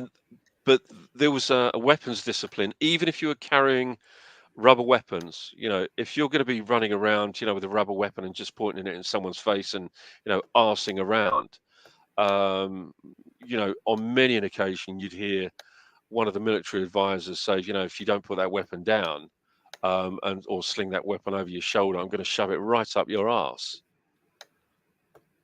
You know, so there was even with the rubber weapons, there was a strict discipline, because if you start fucking about with a rubber weapon, you know, walking about with your finger on the trigger and pointing it and playing, you know, arseholes with each other with a rubber weapon, you're going to have no discipline, or very, very poor discipline, when you're given one of the live firing weapons. Yeah, you have to. You have to treat every weapon like it's already every loaded. weapon the same, and absolutely you can't fuck about with this kind of thing. So look what happened on that Alec Baldwin movie, and that was a severe lack of safety procedures and people pissing about, taking guns out at night and shooting them on a range, and leaving live ammo in them, and then people not checking them in the morning. It's just nuts. When we get to episode 7, I'll tell you a story. Well, I look forward to hearing all of these. All right, let's quite a story as well. Let's cover the middle section, which is probably the section we'll spend the least time on. After Carentan, everybody sort of stands down for a bit, and we see everybody talking. And this is a really good scene. I like the fact that this is included. It's where we see the rumor mill begin about what happened with Spears and the prisoners. Yes. And this is a big story as well. I've been looking up a little bit about it. Yeah, and it's crazy. They create these kind of different accounts. One person says, well, I heard Spears didn't do it, but he was just there. It was somebody else, and so on and so on. This is, when everyone's chatting, you've got Skip and McCullough there. Can I mention this? But from what I'm looking up at, because there's, like you said, there's different accounts, and but apparently it was because one of the sergeants was trying to charge into a rolling barrage that the Germans had dropped, and Spears told him to hold back. The sergeant refused because he was really fucking drunk as well. So Spears held the rifle and shot him. And when he was asked about it, he said it was in self-defense. Yeah, I've read that. I've read that story. That happened later than this, I think, if I remember rightly. But I mean, there's lots of Spears stories. But what I like about this is it just shows. It's a really good illustration of how gossip, a rumor mill, can work, and how facts can be distorted. It's good that it's included, because everything that we're seeing in this show is based on accounts that have been recounted to other sources that have then been put in a book, that have then been recounted again, and also shaped to work dramatically in a TV show. The other thing I really like about with this Blithe as well. What's that? Especially with Blithe as well, especially because we'll get to the end, but I think History Bro will know this as well, because it did not exactly go. It did not exactly end for him the way the TV. No, there's a very bad error, which I'm extremely surprised wasn't corrected later. But we'll come on to that. So, but the other thing I like about this scene is that Malarkey's there. He's the one who saw it firsthand, and he says nothing. He just listens to the versions that are being told, and doesn't correct anybody. And I really kind of like that. So then after this, they're told they're moving out, and there's another one of my favorite dialogue scenes. They're walking along, and I think is it Preconte says, "How come we're the fourth or of 6 companies? We're never in the middle. We're always on the flank." And then there's that other line where he says, "How far are we going?" Because it seems like they've gone like quite a long way. "How far are we going?" "I don't know till they tell us to stop." Typical sort of you're in the trenches on the front line soldier banter. So they come under fire from a ridge line, sort of hedgerow section up ahead. Everybody has to take cover. Blithe momentarily freaks out. Everybody dives into a ditch, takes up defensive positions. They basically form a line with the other companies, and pretty soon it then cuts to night. So this is the front line. We know it's the front line. The Germans can be heard singing across the field. We then get a scene with Lieutenant Martin. It's the first time we've seen him since the invasion took place, played by actor Dexter Fletcher, who's a friend of mine. I think now he's very still sergeant at this point, wasn't he? Was he still sergeant at this time? I think he's Sergeant Martin. I think because he became a lieutenant, didn't he? Yeah. Is this the one where they accidentally stabbed one of their own soldiers as well? Yeah, I'm coming on to that. Let me recap this. Let me talk about this section, and then we'll discuss it. So Winters and Harry Welsh discuss the strategic position. We then have the sequence where, Talbot goes to wake up Smith. Smith is played by a Liverpool actor called Ian. Oh. I saw him on stage. I met him. We talked It's about next section of slides, Lance. Yeah. Okay. Thank you. And do you mean this one? No. Or do you mean this one? There you go. Thank you. Yeah. So, and of course, everybody's on edge. And it's actually established earlier. This is something I missed when I've watched it the first time, but I picked it up the second of the however many 50 times I've seen it. That Talbot actually picked up a German poncho earlier in this episode and says, "Hey, look what I got." And he's wearing that poncho when he gets stabbed. That's part of the reason that the guy mistakes him for a German. And then that scream of the man being stabbed is kind of heard across the trenches. Blithe hears it. And then we have this interesting conversation between Spears and Blithe, where Spears he tells Spears, who's probably the most wrong person in the entire 101st Division, let alone Easy Company or any of the companies, to confide in about you're a bit of a coward. He tells him, and Spears looks at him with such disdain. It's really well played by the actor. I really like the way this has been written. I really do like the way Spears' dialogue has been written here, because it's very, very economical. And what it does is this little piece of dialogue, this little interaction between him and Blithe, this sets the character for the rest of the series. Now we know who Spears is. Now we know what he's all about. Yeah, very much so, and a professional, quite ruthless soldier, some would say, but a good soldier. Very good. So taking it up to the end of this section, and he confides in Spears, like I said, that he fell asleep on D-Day in a ditch and basically didn't try to find anyone. We then go to D-Day +7. We're still in essentially the same place, just out a couple of miles outside of Carentan to the south, I believe, or southeast. Ammo arrives. And there's Dog and Fox Company on their flanks. And then the next thing, they're getting ready to actually push forward. So everybody's gearing them up when German artillery starts coming down. And so Easy Company has to stand too, because we know that usually means the Germans are about to attack. So let's pause there before we go into the sort of the big battle scene, which is the last third of the episode. Quite a lot of interesting sort of character established stuff here. One of the things I did think was missing, if there's any criticisms to be had, is the character of Smith, played by the actor I mentioned earlier. He's not very well established in the show at this point. We haven't even had one line of dialogue with him, where maybe there's a bit of banter with him, or just something to kind of root him. We haven't really met him properly. He has been in a couple of shots, and I dare say there was dialogue shot with him, which, didn't make the edit. But I felt like I was meeting that character for that first time at that moment he stabbed somebody in the trench.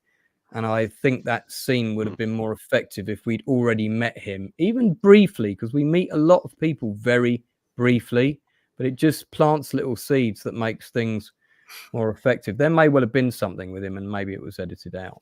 But I would have liked a bit more with him. Talbot, we've already kind of met a couple of times, so we know who Talbot is. Lots of just building on Blythe's character as well. It's an interesting dichotomy for the viewer, because you sort of feel for the guy, because you can see how disturbed he is, but at the same time, he's not the guy that you want in the trench next to you when the shit goes down. You want Spears next to you when the shit goes down. You don't want Albert Blythe at this point. So, Bo, any stuff to contribute to this? Yeah, so there's a bit right at the end of the last section, but at the beginning of this second section you've picked out, where Winters is in the aid station getting his leg, the ricochet in his leg looked at, and Blythe is there with hysterical blindness. claiming Oh that, God, sorry, I skipped over that bit. Claiming that that was a real thing as well, wasn't it? For jobs our soldiers went through all that. Yeah, it's like a temporary PTSD sort of effect. But carry on, please. Yeah, claiming that he's blind, that he can't see, and then once Winters basically says to him it's okay that then he can see again, and it is hysterical blindness, and it is a type of, I mean, it's a fairly well documented thing. In fact, what they used to call shell shock, which we now just call PTSD, can manifest in extremely bizarre ways, and a type of blindness is not all that uncommon. Anyway, in Ambrose, we're told that their exchange, as remembered by Winters, he said, "How are you doing, Blithe? What's the matter?" "I can't see, sir. I can't see." Winters apparently said to him, "Take it easy, relax. You've got a ticket out of here. We'll get you out of here in a hurry. You'll be going back to England. You'll be okay. Relax." And Blithe just immediately basically just stood up and said, I can see, sir. I can see you." Blithe got out and rejoined the company. And Winter said, "I never saw anything like it. He was that scared, he blacked out. Spooky. This kid just completely could not see. And all he needed was somebody to talk to him for a minute and calm him down." Now, again, it's easy for us, I think, to sort of watch the show Band of Brothers or even read the Ambrose book. And that's a funny, interesting thing. Or even to think Blithe is a coward. I don't think that's close to being fair. I think the stress of combat, especially some real bloody combat like at Carentan, we can't imagine it. We actually can't imagine what it would do to us. You think, oh, Blithe just hid for a couple of days. It's cowardice. Well, it is a bit. He went blind. He's not the guy in the trench. It's true. He's not really the guy you want in the trench next to you. But nevertheless, you can't really blame them. You sort of can't really blame. They're human beings. It's a human being, right? And he was very young as well. I mean, he's 21. 21. He's 21 years old. You know, I mean, I'd barely been to a nightclub at that age. Right. You know. Right. It's a boy, really. All the 21-year-olds out there will probably be annoyed that I say that. But you're still not much more than a child when you're 20, 21, really. And I just feel really, really sorry for these kids, really, that are put through that. Yeah. A lot of the time in World War I and World War II and all sorts of wars, there are accounts that we were all so terribly young. Oh, obviously the officer class is a bit different, but I remember myself being in probably my early 30s or mid 30s and going to see the Trooping of the Colour and noticing that some of the soldiers looked like kids to me. And of course they must have been at least 18 or 19.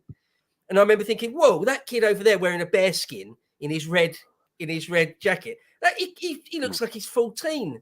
How can he be a soldier? But of course he wasn't. Of course he must have been at least 19 or 20.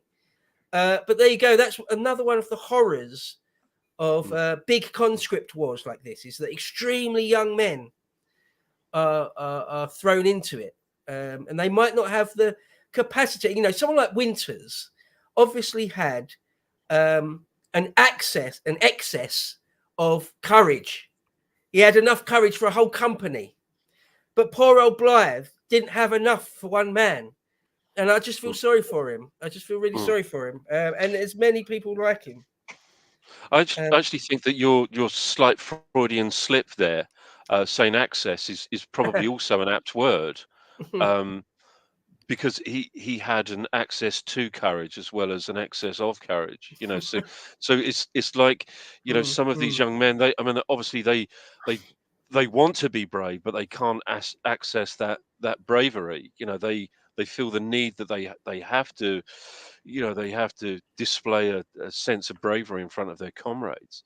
But it's difficult, you know, this stress, this awful situation that they happen to be in, denies them the access to that bravery. So I think you've got it on both counts absolutely spot on.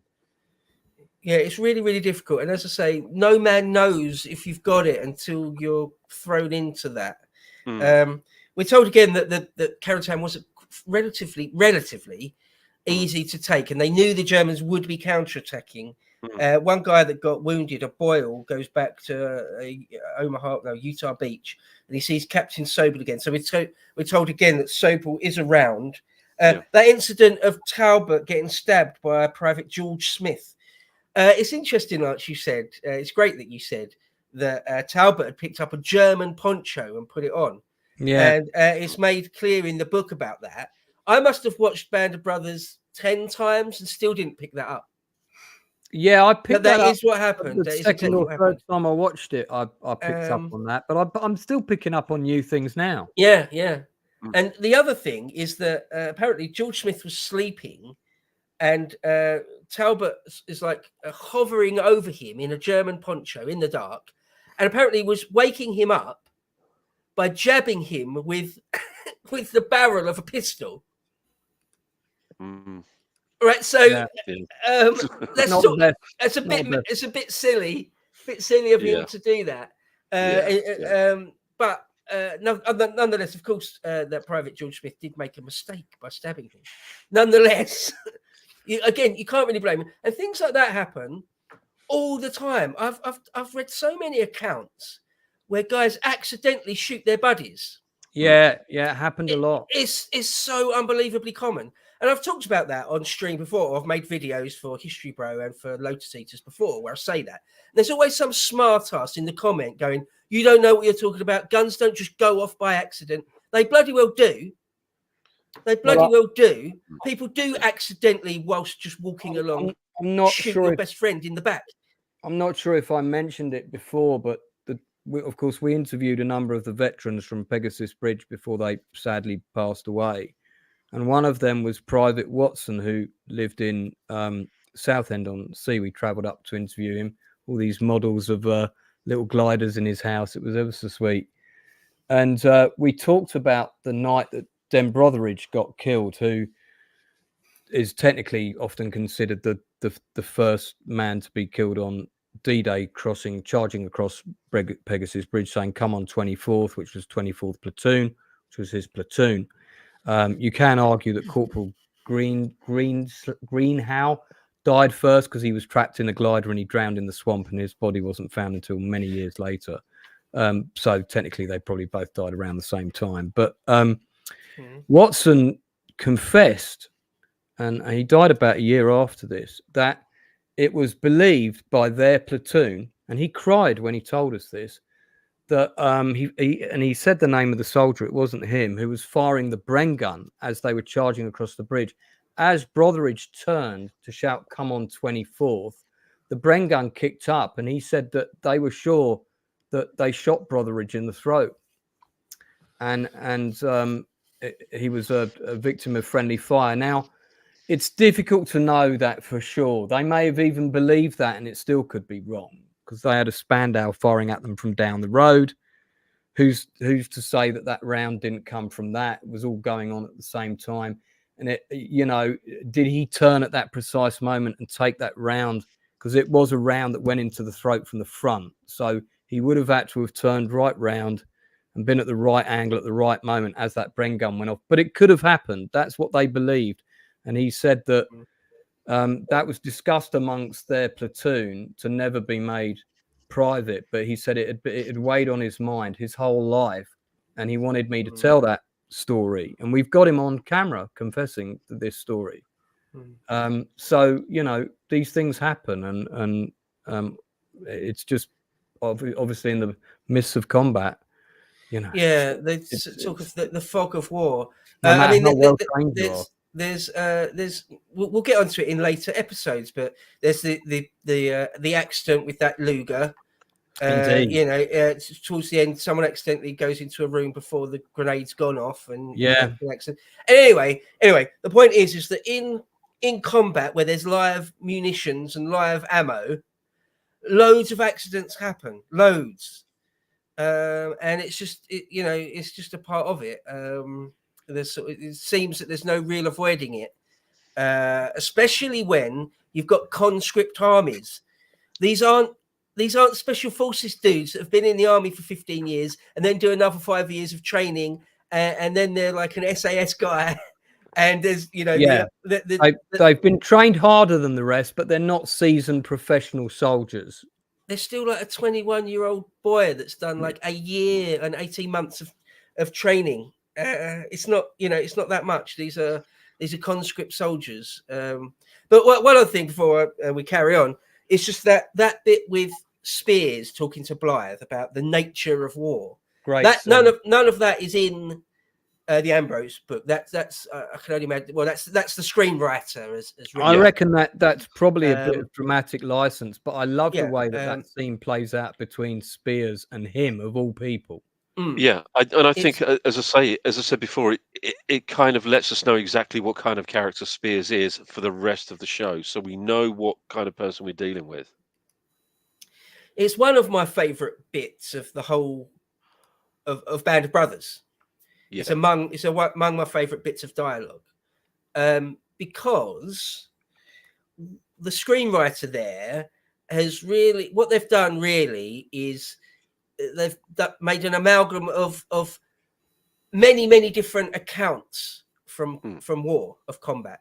If you read enough history, you will find, going back to the Middle Ages, long before gunpowder and artillery and tanks, you'll find many people that have seen war say exactly what Spears says there.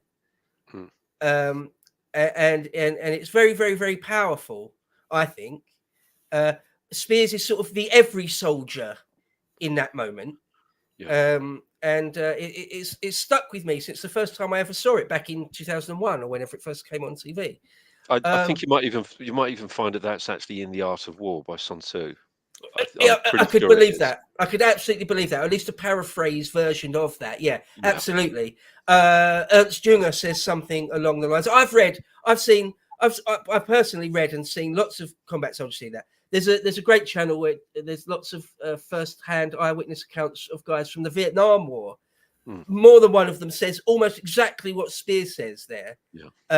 At some point, you've got to let it into your soul, into your heart, into your gut that you're dead. You're not gonna make it through this.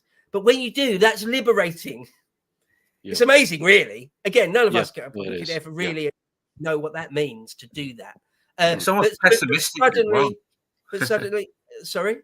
It was almost. It's almost using a bit of pessimism to inspire them. It's a little bit ironic as well, but it's a good speech, and it's kind of dark, and it does give you a sense of what kind of a guy Spears is. This is a guy who really doesn't have any fucks to give. He's a killer, and he wants his men to be him to survive. I would say he got divorced after the war. I can't imagine why. I would say just one last thing, just to finish. Yeah, up on that. Please. I would say that it's a touch more than pessimism. It's more. I've heard it described as that you look into the abyss, and you see only yourself looking back.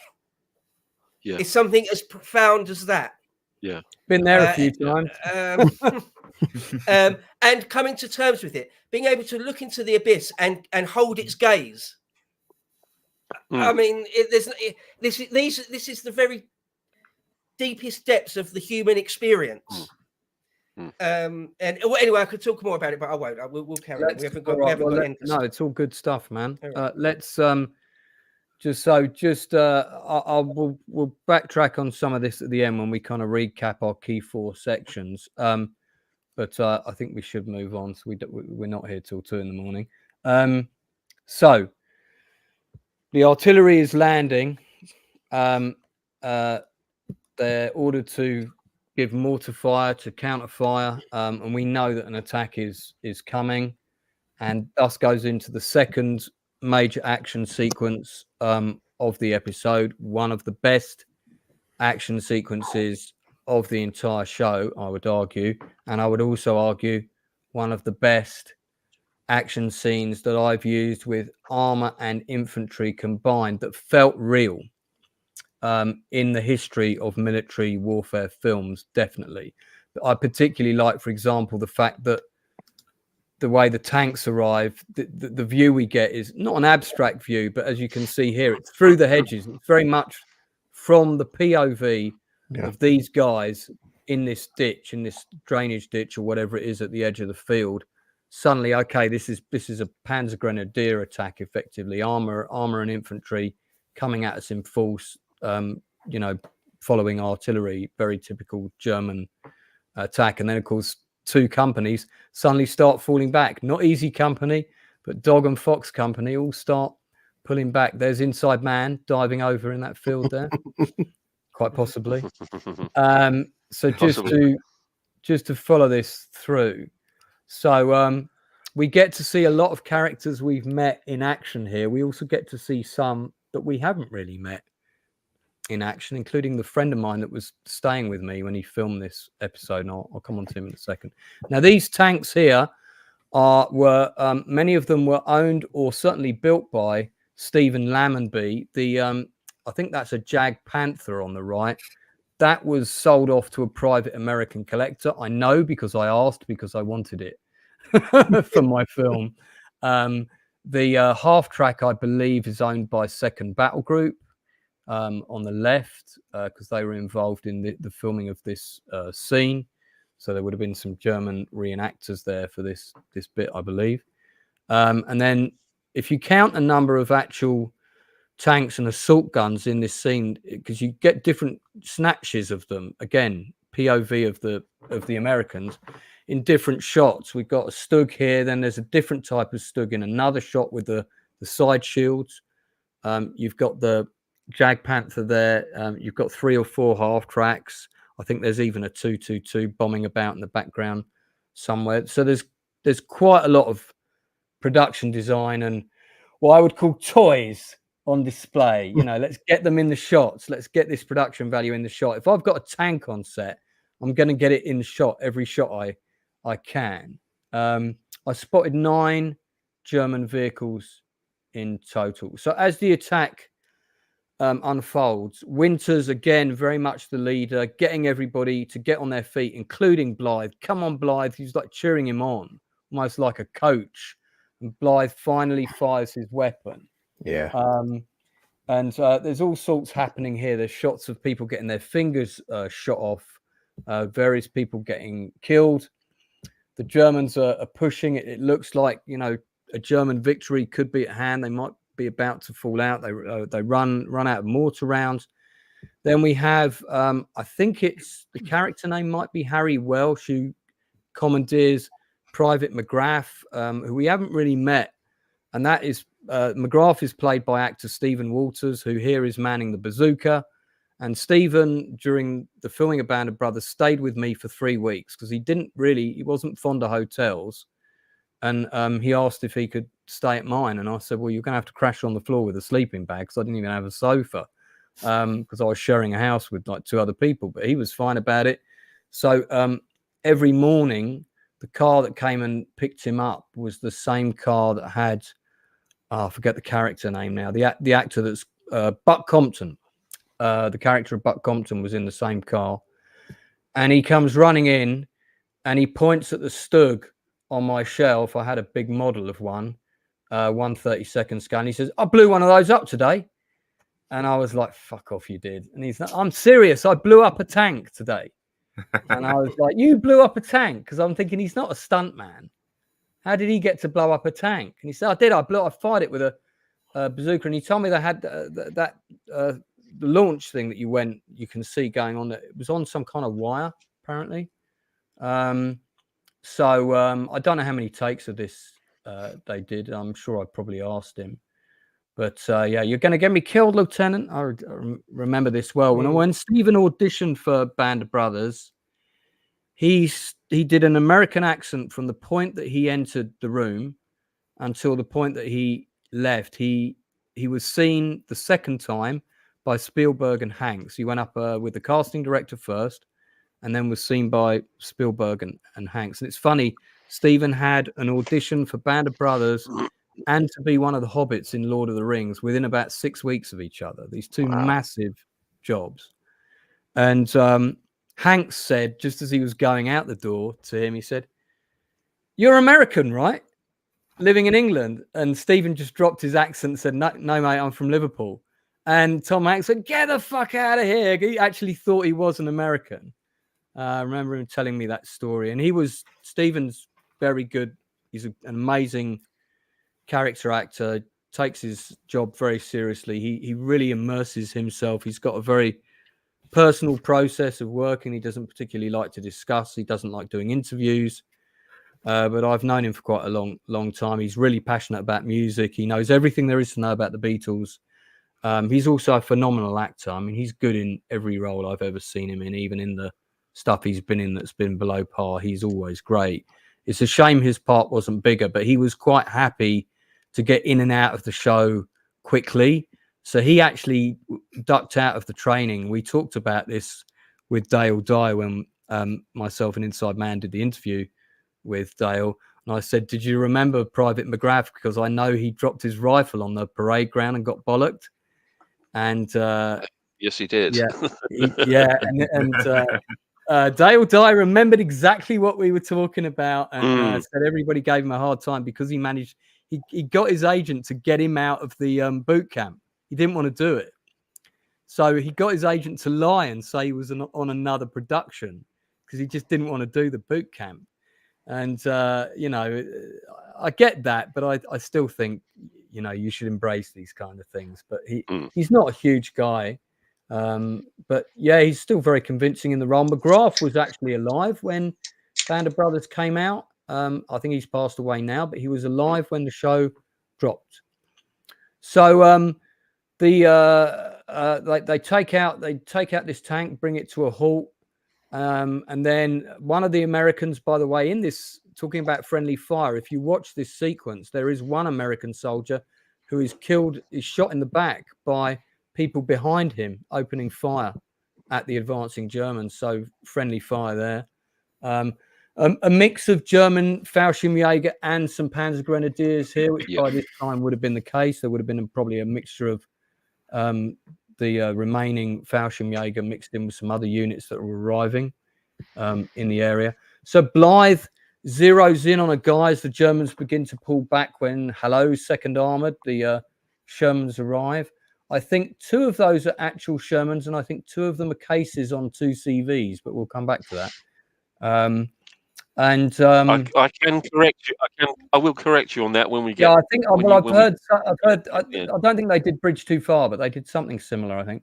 And then Blythe zeroes in on a paratrooper. Oh, that's. I had to keep that. Yeah, the way the guy died. One of the Germans gets wounded. He falls in front of the tank. I don't know how they did that shot. It was. I'll pull up an HBO later. Yeah, absolutely horrific shot. Blythe manages to shoot and kill a German, and he actually goes up and he finds the body of the German, and that's quite a moving moment. Yeah, it was. We then go on to D-Day plus 25. That German is a friend of mine. He's a nice lad. Well, very nice lad. I hope I'll tell you a little. Yeah, I'll tell you a little story once we get to the end. So telling me he played dead very convincingly. So we then jump on to, after that battle is resolved and the Germans have pulled back, we jump on to D-Day plus 25. We're at this farmhouse location, which I have to say doesn't look anything like a farmhouse in Normandy. I'm pretty sure that this was probably at Pippingford Park again. It doesn't look like the Hatfield. Everything was Hatfield, and so this was Hatfield. So this would have been a building. It looks like a building that exists. It doesn't look like a building that was built. Yes. Yeah, I think it was probably like a farm or something on a no. This is actually a set at Hatfield. This is a set. I kind of found that unusual because it just looked like a building that was surrounded by stinging nettles that had obviously been there quite a while. And I was thinking this looks like a real building in situ that they just used. But hey, if you tell me it's a set, I believe you because you were there, I wasn't. So Blythe volunteers to be lead scout, or I think he's actually ordered to be lead scout. And he gets wounded by a sniper. And actually, you can also see Stephen Walters in that shot. He's sort of got his head down, not offering to volunteer to go forward. And then we see the medic in action again. And then we're off the front line. Everybody's being told they're being taken back to Utah Beach. Hot showers, which to the word hot showers to men in combat that had been on the front line like this by this time for going on 3 to 4 weeks. You have no idea what a massive morale boost that would be. You hear this with the English soldiers fighting in Arnhem when they were surrounded by these 2 German SS divisions. They said the huge morale boost that actually having a shave in the morning and feeling that you were clean shaven or slightly more clean shaven than you were the previous day, the impact that would have on you from a morale point of view would actually be pretty significant. So Blithe also got wounded despite having Edelweiss. So I think the general advice is don't get Edelweiss. It's unlucky you'll get shot. And then he's carted off to hospital, and we have a scene in a hospital with Purple Hearts being issued, and I think somebody gets like 3 or 4. Is it Popeye? Yep. Somebody gets several, and he gives a spare one to someone else. Because Popeye got shot in the arse or something. It's quite a funny scene. But then further along, we see Blithe, and he's just sort of out of it. It was very sad. It was such a shame that we didn't get the a couple of stills just between Blithe getting hit and then Blithe being at hospital, because there was the scene. I don't know whether you remember. There was a kind of a mash tent and a jeep that comes into shot with a soldier on the bonnet of the jeep on a stretcher. Yeah, and then the camera kind of moves down and then focuses on the Edelweiss. Yeah, on his lapel. That was right there. That was the shot. Well, I was actually the guy on the bonnet of the jeep, and we actually rehearsed that 42 times because I counted, and it was literally just before we got to the Edelweiss. So we rehearsed it 42 times, and we did 37 takes. Okay. And there was a reason for that. The reason for that was we actually had a motion control camera that was hired from I don't know whether it was Moving Picture Company or Mill Films. One of the big camera companies, let's say. Yeah. So, and what it was, this huge fucking unit, it's a massive unit, and of course it was programmed in to focus on a particular piece of action. Then it pulls back, then comes around and does this quite fancy shot, and sort of focuses in on this Edelweiss. Sounds like it could be done physically, with the camera operator. I'm sure it could, but they wanted it done very, very precise. And of course, I was mounted on this stretcher on the front of this jeep, on the front of this Willys jeep. And I'm clutching a Luger to my chest. I'm sort of all bandaged up and everything. So we're going backwards and forwards, rehearsing and rehearsing. We're coming into shot and everything. And of course, it starts pissing down with rain. So it's pelting down with rain. And it was a really hot day. And one of the ADs comes over and says, "You ain't going anywhere."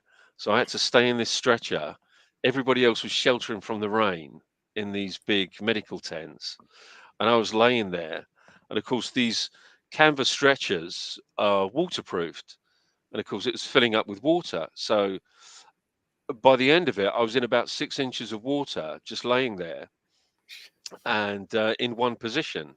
And because I was laying there for a fairly long period of time, and I had these bandages sort of across my forehead and under my chin, and I had to lay in a certain position.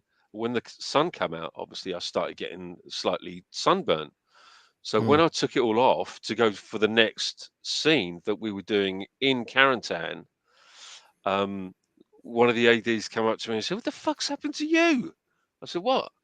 He said, "Look, you got half of your face is red. You got like a big white band around your forehead and up the side of your face. What the fuck?" I said, oh, Jesus Christ, it was like sunburn. So they had to get one of the makeup girls in to like color my face. So I actually had all my face completely colored up, one flesh tone. Yeah. Did it improve your overall look, Inside Man? It did. I pulled. I mean, not for the show. I mean, just generally in life, you know.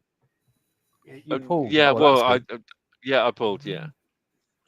Well, I mean, Blithe was tied down to the bed. He couldn't go anywhere, could he? So, you know, well done. No, that's right. Yeah. Yeah. That is a, yeah. I mean, it is when you look at that shot, it's quite complex actually.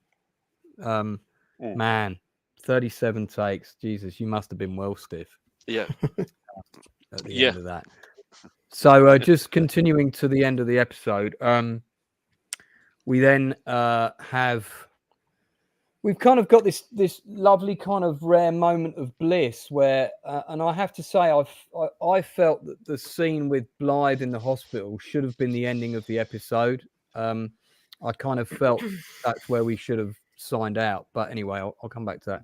So we have Malarkey on a bike in, I believe the location is Hambleton Village where they filmed that. And he's kind of like bombing around country lanes with one of the other semi-regular characters. This village that they bombed through is a very, very well-known, completely in-period village that has been used in absolutely loads of films.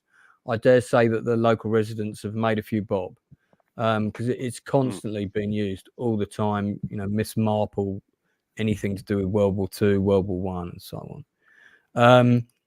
And then we join Easy Company having a dinner. And so the tale of the Night of the Bayonet is recounted. Ian Robertson is the name of the actor who played Smith. And it's quite a funny, it's a light moment. I like the fact that they have these light moments. There's one of them in every episode, even the darkest episodes. There's always a bit of humor somewhere. And then unfortunately it's then announced by Lipton the training for the next day is cancelled, but that's because they're moving out again. So Malarkey goes to collect his laundry, and one of the rare female actresses in the show, I think there's only like about 2 or 3 of them, and when he's there, the lady says, Lieutenant Meehan's one of yours, isn't he? And do you mind taking it for him? And of course, we all know that Lieutenant Meehan was killed by this point. And then she starts mentioning perhaps you could take a few more, and we pan over and we see Blythe's laundry there. You know, which kind of wrongly implies that Blithe has died in hospital, which he hasn't. And then we cut to the titles of the episode, and 65 men lost in Easy Company by June 29th. And then there's the inaccurate statement about Blithe never recovered from his wounds, received in Normandy, died in 1948. Now, this mistake, and I can't give the episode 10 out of 10, and I would if it wasn't for this mistake. This mistake was discovered quite early on, after the show had been initially broadcast. There is absolutely no reason why, prior to the DVD release, the physical media release, they could not have gone back in. Yeah, it would have cost a few bob, maybe a few thousand, not lots of money, and changed this and corrected it. And they absolutely should have done. And Steven Spielberg is guilty of this crime before, and I'll point it out. It's not a historical thing.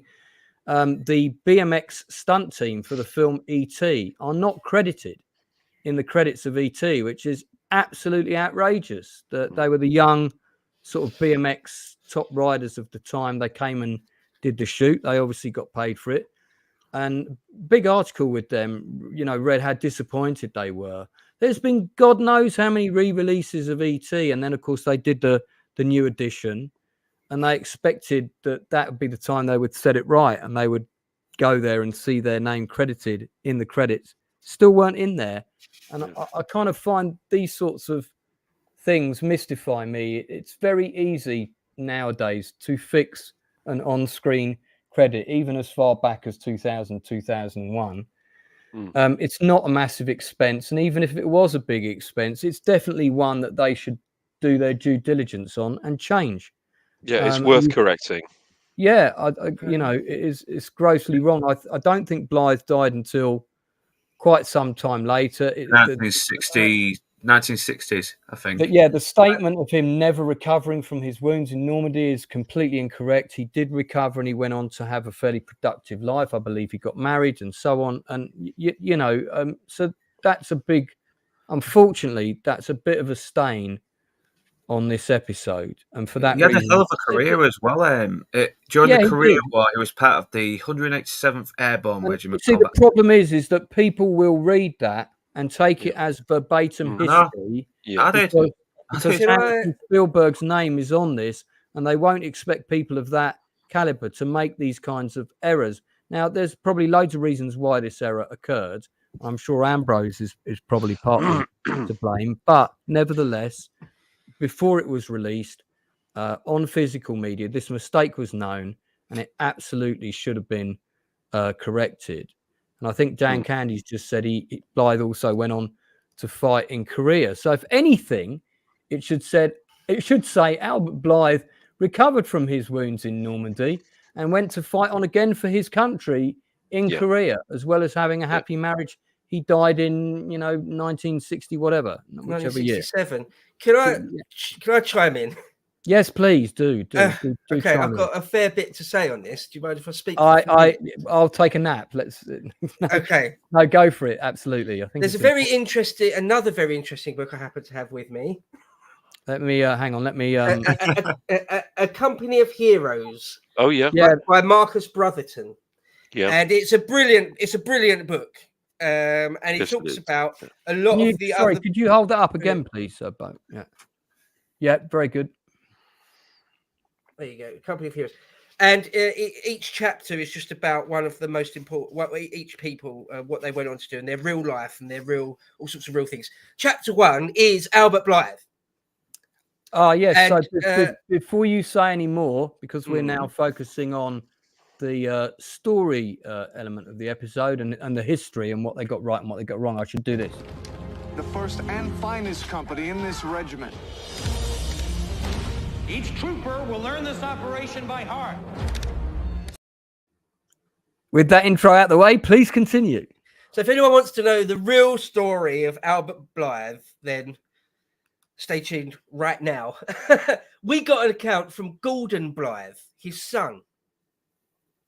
And in this book, A Company of Heroes, he talks all about how he'd never heard of the Ambrose book. He'd never even heard of the HBO show until a friend of his, a few years later, came round his house and said, "Wait, is your dad Albert Blithe who's in the 101st?" And he was like, "Yeah." He goes, "You got to see this." And he went round the guy's house and they watched it. And he said it came down on him like an atom bomb. Now I've got a couple of paragraphs here I'd like to read. And this is the account of Gordon Blithe, his son. He says, "There are two mistakes with the series when it came to Albert Blithe. One little, one big. The first issue was not as important to me. It showed that my father had been wounded in the neck. Well, it wasn't actually the neck. It was his upper right shoulder. Growing up, I had seen the scar hundreds of times. He received a partial wartime disability because of the injury. When he came home from World War II, he was on disability payment for 1 year and then waived it and went back into the army. A man from Texas got in touch with me. He'd let me know that my dad had a permanent profile where he didn't have to salute anymore because his shoulder was so messed up. Anyway, the second mistake, the bigger one, I knew I had to have it corrected.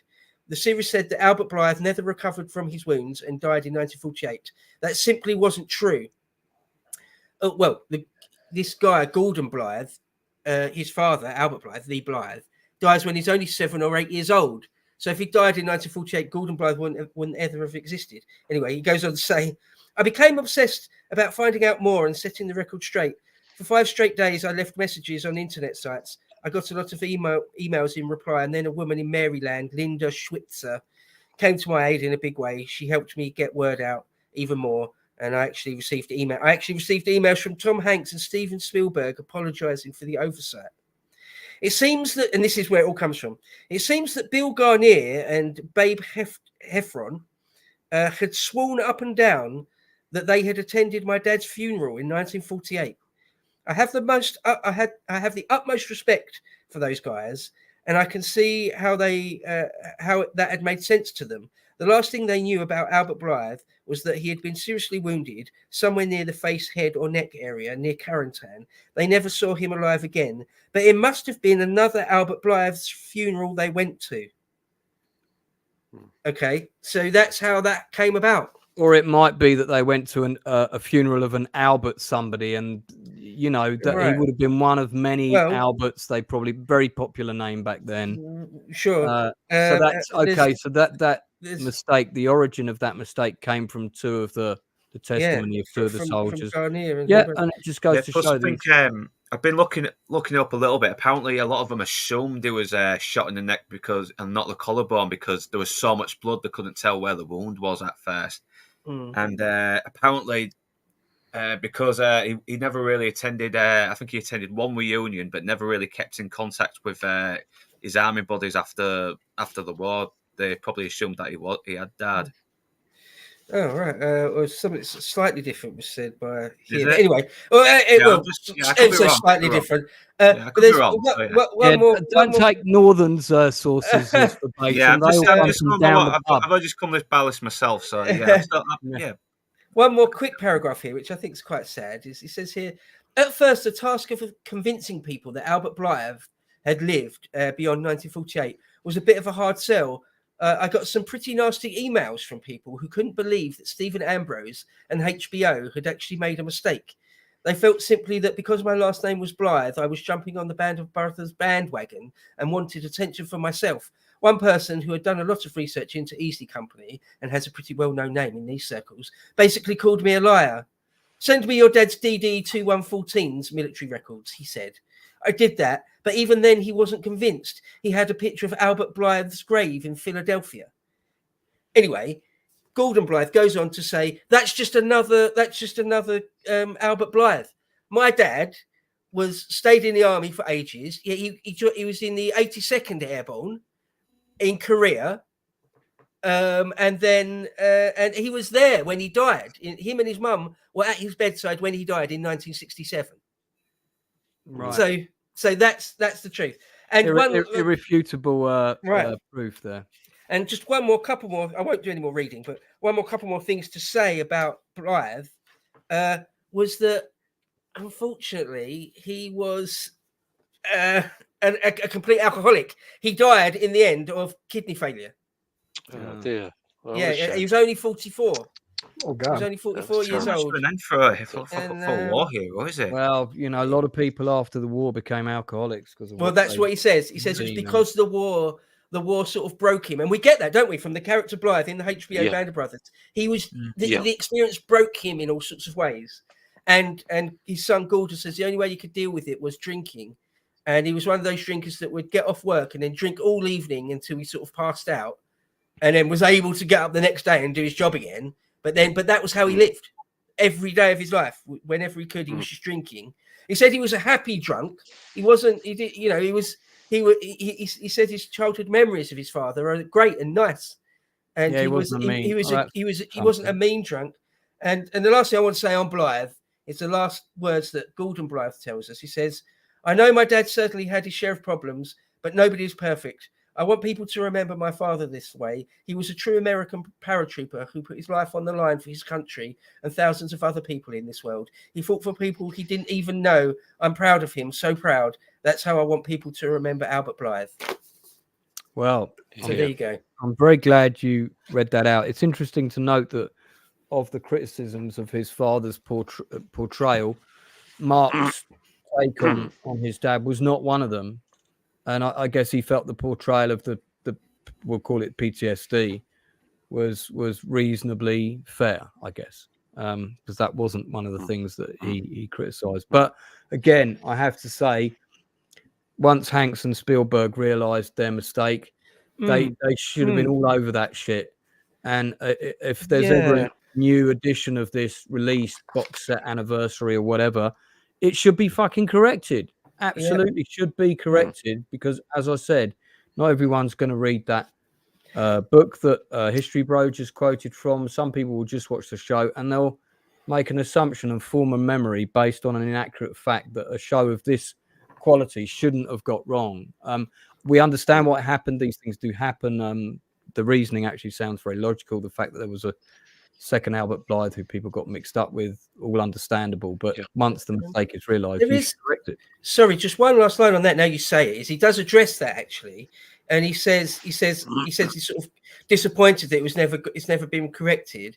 But he does say in the Blu-ray version of Band of Brothers, there is an interactive guide called "In the Field with the Men of Easy Company," and apparently there it does state that Albert Blythe did die in 1967, and apparently in Dick Winter's memoir, he sets I remember it was as well. Winters, and Gordon Blythe says thank you for that, basically. So, sticking with the story and the history for the episode, do we? I mean, my understanding of my knowledge, which is pretty good, of Airborne and Easy Companies and the 101st. Seems pretty accurate on the whole. Great recreation of the attack on Carentan, well realized narrative, lots of characters, but drawing in on 3 or 4 main ones. It's very much Blythe and Winter's episode. Winter proving again that he can command, and Blythe is a new character, and we get an excellent sort of arc with him. And really, it's an episode about PTSD. It's about PTSD before we knew what PTSD was, which, of course, again, has many other names. In World War I afterwards, it was called shell shock. And I think it handles it really well because it doesn't portray Blythe as an outright coward. He does redeem himself. He does fire. He gets involved in the battle. He becomes almost fanatic in that sequence. And I think it's really well done. Pour it on him, Blythe. Pour it on him. Yeah. Give him hope. Anyone else have anything to say about the story or the history? Yeah. Of that episode, whether good or bad. Just other than me. Yeah, I think there was. The part with sorry, mate, go on. I think the part where Blythe got shot was a bit differently as well. We covered that. What was it? Talker training, whatever it's called. And when he saw the German, he looked up and said, "Bang, bang," and the German caught. That's when the German sniper caught his attention and shot him. But if you've got that history abroad, correct me if I'm wrong. Yeah. So, yeah. Oh, yeah. So I got it right then. There's that bit where Blythe is sort of reluctant to fire, and Winters has to sort of goad him into firing.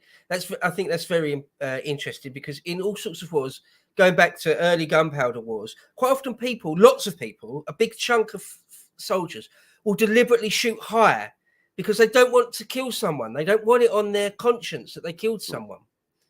In fact, in the Napoleonic era, they realized that big chunks of soldiers will deliberately fire higher because of that exact reason. It seems like Blythe is suffering from that, has to be forced to actually, really take it aim. There's a bit when your friend McGrath is firing the bazooka, and the line is exactly perfectly right. It's, "Lieutenant, you're going to get me killed. You're going to get me killed." He just said that over and over and over again, apparently, and they put that exact line in it, don't they? We're too close. And that also, quote, "was the critical moment in the battle when he took out that tank." So apparently there was more armor behind it, and they saw it get taken out, and they just reversed. They just reversed off the battlefield. And when the second armor turned up, they turned up at about 4:30 in the afternoon with 60 tanks, which is great. That's tons. That's tons of armor. Yeah, I think we only got 4. We'll come on to them in a minute. And just to say there, the disparity in armor in the Western Front in World War II was the Germans were outgunned by like something absurd, like 20-1 or more. They could never have withheld the Allies for very long. And I've got more points. I don't know if you want me to keep going or anything. Well, if it's story and history, that you can certainly jump in with those now, because that's what we're doing. Let's let me move on to cast and characters. Or just to say that Winters was actually recommended for the Congressional Medal of Honor at that point for the Brecon Manor thing, but it was just after that engagement. But there's one paragraph here which I think is fascinating. It's the real story of Saving Private Ryan, which they don't put in Band of Brothers. I imagine because Hanks and Spielberg have just done Saving Private Ryan. But we're told the true story. It's a guy called Fritz Nyland. Do you know this? Do you guys know this? I do I'm aware of the story. I know how accurate it was. Yeah, so I mean, I'll just quickly read it then. It's a short paragraph. Well, the story about getting him out is accurate. Whether there was a big battle in a town involved is all a bit, Oh no, it's nothing. That's not true. Well, I'll tell you. It's a guy called Fritz Nyland. We started by being told all about his brother Bob Nyland, who Malarkey had met in London. And then we're told Fritz Nyland had just learned that his brother had been killed on D-Day. Bob's platoon had been surrounded, and he manned a machine gun, hitting the Germans with harassing fire until the platoon broke through the encirclement. He had used up several boxes of ammunition before getting killed. Fritz Nyland next hitched a ride to the 4th Infantry Division position to see another brother who was a platoon leader. He too had been killed on D-Day on Utah Beach. By the time Fritz returned to Easy Company, so the real Saving Private Ryan was in Easy Company, Father Francis Sampson was looking for him to tell him that a third brother, a pilot in the China, Burma, India theatre, had been killed the same week. Fritz was the sole surviving son, and the army wanted to remove him from the combat zone as soon as possible. Fritz's mother had received all 3 telegrams from the War Department on the same day. Father Sampson escorted Fritz to Utah Beach, where a plane flew him to London on the first leg of his return to the United States. So the real Saving Private Ryan was Fritz Nyland in Easy Company. Very sad, of course. Yeah. He got the ticket home, essentially. Yeah. Yes. After obviously, having a dying word with Tom Hanks and so forth. Let's move on to just a post discussion of a couple of other topics. I just wanted to mention a couple of the technical things. Well, that I'm coming to that. Mention. One of them being the thing. You can get into that in a minute. Give me. I've got an order here. Give me a sec. Okay. Let's cover this.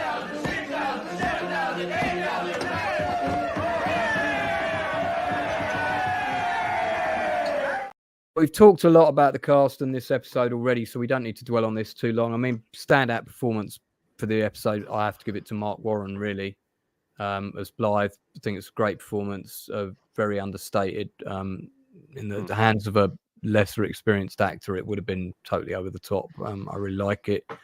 And just all the other little roles are starting to make their mark. Malarkey really is well formed by now. We're only 3 episodes in, and you feel like you really know him.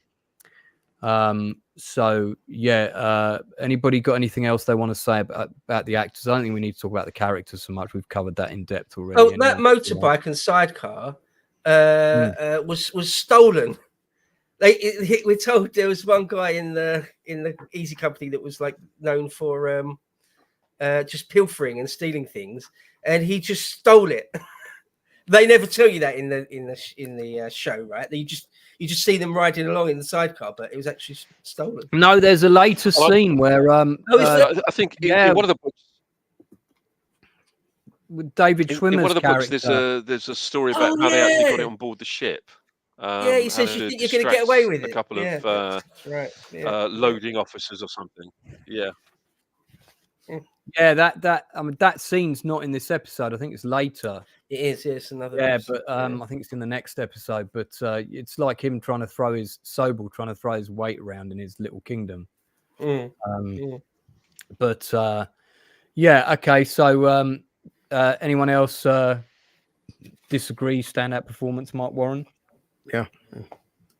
Okay. Yeah, he pretty much steals the episode. So let's talk about production design and effect.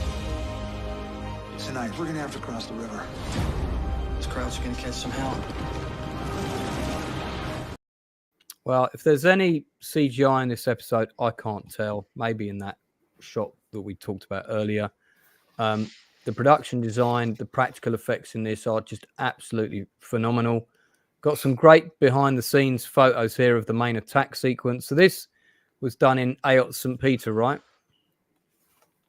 Inside Man? Yeah, this is Aot St. Right? Peter's. This is literally after we'd actually shot for the day. This was after we'd wrapped, and Sergeant Mac led Macintosh's just having a chat with the German soldiers at the end of the day. We're actually just on our way back to Hatfield after this to shoot some stuff on Carentan. So this is Aot St. Peter's. Between takes, just waiting for the. So this is Aot St. Peter, which is just on the outskirts of North London. It's not far from Hatfield. I'm guessing that it would have been one of these kinds of fields would have been commandeered that was reasonably secluded. I doubt we can say with any certainty which one it was, but probably on private land owned by a farmer, and where you've got that kind of rolling countryside that was pervasive in Normandy. I think somebody said it was near Mary Barton, so it might have been round here somewhere. And of course, this land will look very different now to how it did. Trees grow quickly, But probably one of these fields in this area. So this is where it was. This is where this whole sequence was shot. So apparently, the landowner got paid 10 grand a day for the hiring of his land. Wow, he did all right then. So did you to do with the production design and effects? Did you have anything you wanted to pick up on there, or about the shooting of the battle? You were talking about the Shermans. Yeah, about the Shermans. So if we get back to the Sherman tanks here, you'll probably notice that underneath the tracks of the Sherman tanks, you've actually got some railway sleepers. So these railway sleepers, we had to drag these from the fake railway just sort of around the corner, if you like, on another spare piece of land that we use for the fake railway, because we were churning up the Shermans were churning up the land so badly that they weren't gripping. It was quite soft at the time, so we had to put all of these railway sleepers down so that we could get a decent kind of traction for the Shermans to go over the land and not destroy it too much, because obviously there's insurance reasons and all that kind of stuff. But anyway, so all of that was CG'd out. All of those railway sleepers were CG'd out, and then once we shot 2 of the Shermans, because we only had 2. So we shot 2 of the Shermans. The railway sleepers were then shifted over a little bit to the right, and we shot the Shermans again for the same play. So it basically doubled over in the same frame. Yeah, slightly redressed turrets, different guy on the back of one of them, and then it's like a digital composite, right? Then you've got 4. Yeah. Yeah, you literally just sort of just match it over in the same frame. And the German guy that actually got run over by the tank, there was a small trench that was dug in the land, and foam rubber was placed over the surface, so he's laying on the grass for all intents and purposes, and the tank rolls over him, so he literally just sort of sinks into the foam rubber. Right. Oh, I see. It's very effective. So pretty easy. Pretty easy effect. Look at this rebel. Fucking hell. Are you in that shot? I'm in there. See if you can find me. Actually, I can see you. Where's Wally? Where's Wally? Yeah. Hiding behind that tree. I was the lieutenant in this one.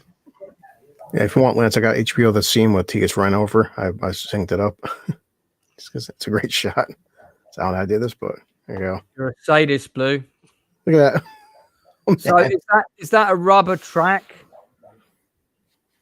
No. As well. No, that wasn't a rubber track. No, that was just foam rubber, So that- sort of on the ground, and yeah. And he just sort of sinks into it. We were all there, sort of watching it, thinking, "What the fuck?" damn man. But yeah. Yeah. So he just sinks into the a brave stuntman, if ever there was one. Yeah, could have so easily gone wrong in all kinds of horrible ways. Anyone want to say anything else about the production design, which includes the art department or a makeup department, or the effects? Makeup is, as Northern mentioned earlier, is amazing. Show consistently good.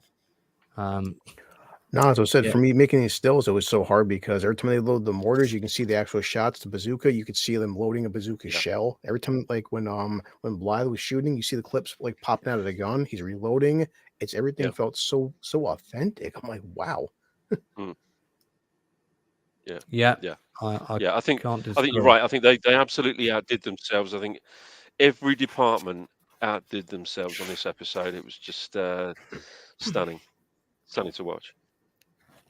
Yeah, and like Lance said, when the first battle sequence, when they're fighting the Germans and they have the first town there, you see like all the bullet holes inside the walls, and you see like all the different paintings and like posters in France, and you're like, there's so much details in the background you're looking at too.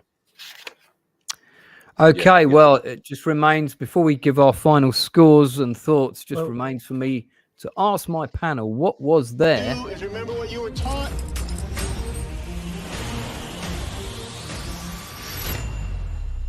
I guarantee you gravity will take care of the rest. So if you could pick one moment, brief moment, don't say the battle at the end, because that's not a brief moment. That's a 15-minute sequence. But if there's one moment that grabbed you by the feels or was particularly impactful, maybe thinking back first time you watched this episode, for you, what would it be? History, bro? I could give you one or two, but do you mind if I just very, very quickly say a couple of other lines that are in the book that aren't in the show?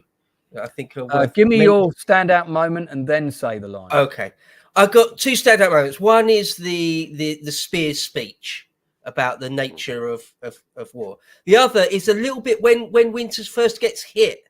That bit of acting. Who's the actor, the most famous guy in the whole bloody show? Damian Lewis. Damian Lewis. When Damian Lewis, like he's angry at himself, right? He's pissed off with himself. Like, oh, this can't be happening. That didn't just happen. No way that just happened. Like, my war's just started. That little bit of acting, I've always thought was absolutely superb. Please move on to your quotes from the book. Okay, yeah, just super quick then. There was one little anecdote where some guys decide to just kill a cow in a field, and then they make steaks out of it, and then they keep the rest. They keep the rest of the massive carcass just out of sight. Put some ponchos over it, but then loads of battle and artillery goes off, and it gets peppered with shrapnel. But they didn't realise, so they go to make more steaks out of it at a later time, and it cuts everyone's gums up because it's full of shrapnel. I thought that was really interesting. There's one bit where a guy talks about incoming German mortars, and he just says this line, that the sound of it between the whomp, whomp, whomp, you hear it go off in the distance, and then it's just silent for a moment. And in that silence, he says, the nerve-wracking sound confirmed that 4 mortar bombs were heading our way. The suspense is eerie, indescribable, miserable. And I just thought that was a very interesting insight into war. And last 2 lines here, I'd say, is to mention that Easy got smashed up during the Normandy campaign. We're told, Ambrose says, Easy had jumped into Normandy on the 6th of June with 139 officers and men. Easy was pulled out of the line on the 29th of June with 74 officers and men present for duty. The 506th had taken the heaviest casualties of any regiment in the campaign, a total of 983, or about 50%. That's crazy. For World War II, that's crazy. I think one of the there's loads. One of the regiments in the 82nd was pretty close to that as well. I believe. And one last thing to say, the last one, and then I'll shut up. It's all good, man. Great stuff. Thank you. Was where you mentioned when they do get off the line, and it's like the relief of it.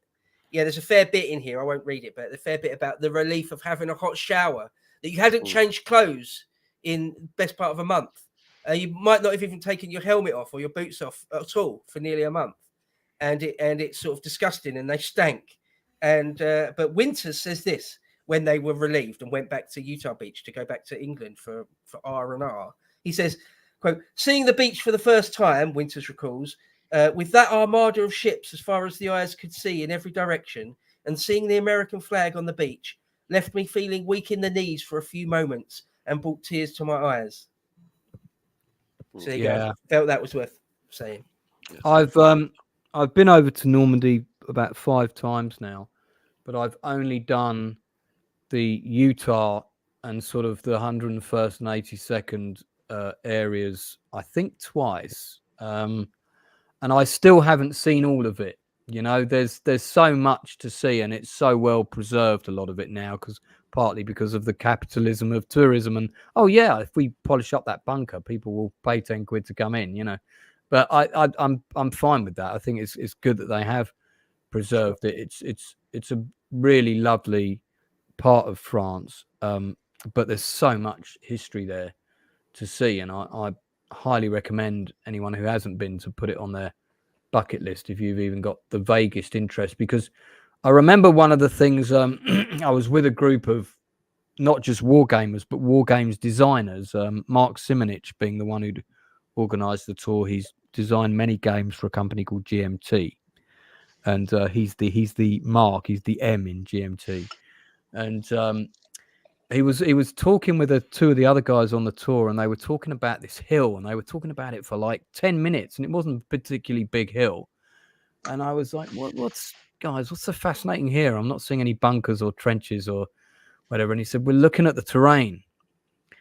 And I just, it sort of took a while for me to get what they meant. And these are guys that know like every nook and cranny of Normandy, where this person picked up this gun and made this stand and all that kind of thing. So what they were doing was they were visualizing the various stories that they'd read in the various books on different aspects of the Normandy campaign, and picturing those stories at the place that we were at, and trying to put themselves in the boots so they could see what the terrain was like from the point of view of the American that was attacking, and what difficulties that presented and stuff. All the kind of stuff that goes through a wargamer's designer's mind when he's thinking about what terrain to put on that hex of that part of the board in the game, which was a kind of a unique way of looking at things. And so every time we went round somewhere after that, I really made a note of kind of how the land rolled and where it pitched and yawed and what difficulties it presented. Not just, that's a nice museum, and look, there's another cool bunker, you know. The other thing I did when I got to Omaha Beach, because you're reading all of the accounts, that there was a sandbar it's about 20 or 30 meters off the actual edge of the beach at low tide. And extreme low tide, you can get right out to the sandbar. It's walkable for about half an hour. So I decided to go all the way out to that sandbar, and then I turned round. I didn't turn round until I got to the furthest point where the LCTs would have hit the beach. Turned round and looked back at how far they had to go to even get to cover. It was a horrendous distance. It was almost a mile. It was nuts. And I thought, my God, I can't believe anybody got across this beach at this distance with, you know, nothing more than beach obstacles for cover alive. It's just incredible what these people put themselves through, you know, in the name of sort of democracy and freedom. It's you really appreciate these things when you've actually been there and you see the size of that hill in Omaha that they had to get up and stuff like that. Anyway, that's my bow section out the way. So Blue, standout moment live. That's what I was saying before, just right here, because the whole like these guys are about to die. They know they're outmanned, outgunned, damn sure a bunch of tanks. And hey, guess what? Last second, here comes the cavalry, and like it's the whole hey, here comes the Sherman tanks, and all right, and everybody needs that boost of morale. And just by seeing those Sherman tanks, everyone's okay. Here's our second win. Now it's like okay, now it's our turn to fuck you up, and now the Germans are running, and just that entire sequence of like the whole boost that they needed to win this battle. Well, to quote Michael Caine, in the nick of time will do nicely. Bridge too far. Yeah, it is a great moment. Inside Man, what's yours? It's got to be the Blithe Spears chat. I think that hands down for me. That it's just kind of. I just like the way it sets up Spears. We get to know Spears. I love that. But it is really, as History Bro was saying, it's this kind of explanation of how certain people manage to get themselves through the most difficult period in their lives and in history. As it's some people's coping mechanism. Yeah, no, absolutely. I'll come on to mine in a second. Northern. Yeah, it's obvious. I know I'm going to sound like I'm rabbit in here, but fucking hell, the Spear speech is just awesome. It's so badass, and yeah, it's basically like it's sorry, it's basically like coming to terms with the fact that you're going to die any second, but hey, it's like. It's okay, as long as you fucking pull through it, you might make it out alive. There's still a chance. There's a really similar speech that the late great Bob Peck gives again in the film Ungentlemanly Act, where he says, "Don't think about the people that have dropped us in the smelly stuff. We're in fathoms of it. So forget it. There's nothing we can do about it. I want you to face up to the fact that you might die. Face up to that fact now and forget it. Because they're expecting to come in here and walk all over us, but we're going to kick 7 shades of excrement out of them before they take us down, because we're Royal Marines, we're the Green Jackets." And it's a great sort of little pep talk that can make all the difference to the man on the front who's facing that kind of reality. Because I mean, if you're in a war, it's a scary thing, and you need someone like that to say this crazy stuff to you, because as crazy as it sounds, he's fucking right. He is. This actor also there's a presence about him that is incredibly intimidating. Yeah, he's got eyes. Matthew Settle. Yeah, Matthew Settle. He's got the perfect face for Spears.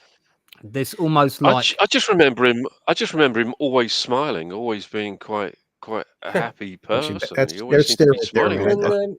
That's intense. Just to say how universal.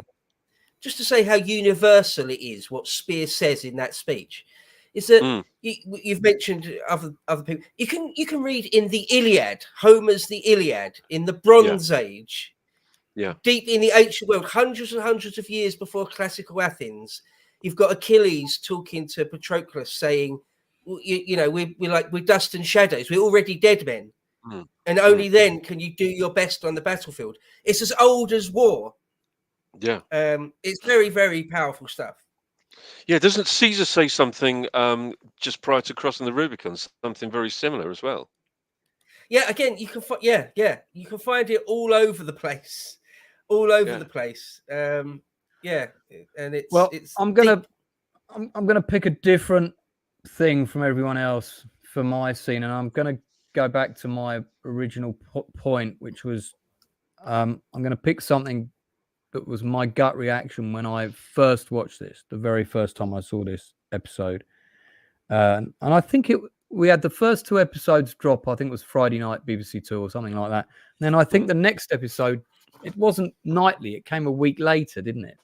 So, so this episode would have been a week later. And I remember actually this friend of mine, actress called Louise Morell, I think she might have been acting under the name Louise Harris at the time. I'd done a couple of plays with her. And this is not a girl who would have remotely been interested in anything World War II. Yeah. And she came up to me the next day because we were rehearsing at the time. I think we were doing the Marchioness inquiry, if my memory serves me. And she come up to me and said, "Oh God, did you see Band of Brothers last night?" And I was like, "Yeah, of course I did." Oh my God, wasn't it amazing? So first of all, that always stuck in my memory, that a woman who, not particularly someone interested in that period of history, not someone who was particularly interested in war films. In fact, I think she was quite disinterested in them because she commented on my collection when she came around my house.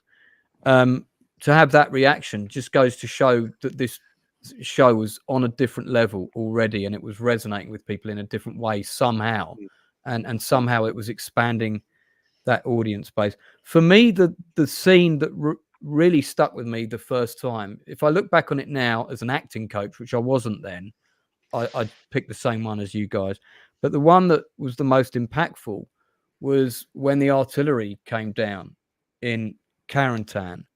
And that first moment where it lands in that shop, and I think it's Bart Raspoli's character gets completely covered in glass, and they're trying to tell him he's okay, and it's a bit like that sequence in Saving Private Ryan where all the sound is distorted and everything. But I think I read somewhere, and Bo will definitely know if this is true, but I think it's as high as either 75 or 80% of all of the KIA casualties in World War II were killed by artillery. I think it's the highest cause of death in World War II than any other, not beats bullets by a mile. And that's the highest number of kills throughout the war, give or take. And I appreciate it's probably difficult to define that with any degree of 100% certainty. But artillery always caused the highest level of casualties. And I just thought this scene, and we get another scene that illustrates that well later in the show, which we'll cover when we get to that episode. But this is a real taster of, like, you're going to go through this every battle, because artillery is key in every battle. It's always present nearly.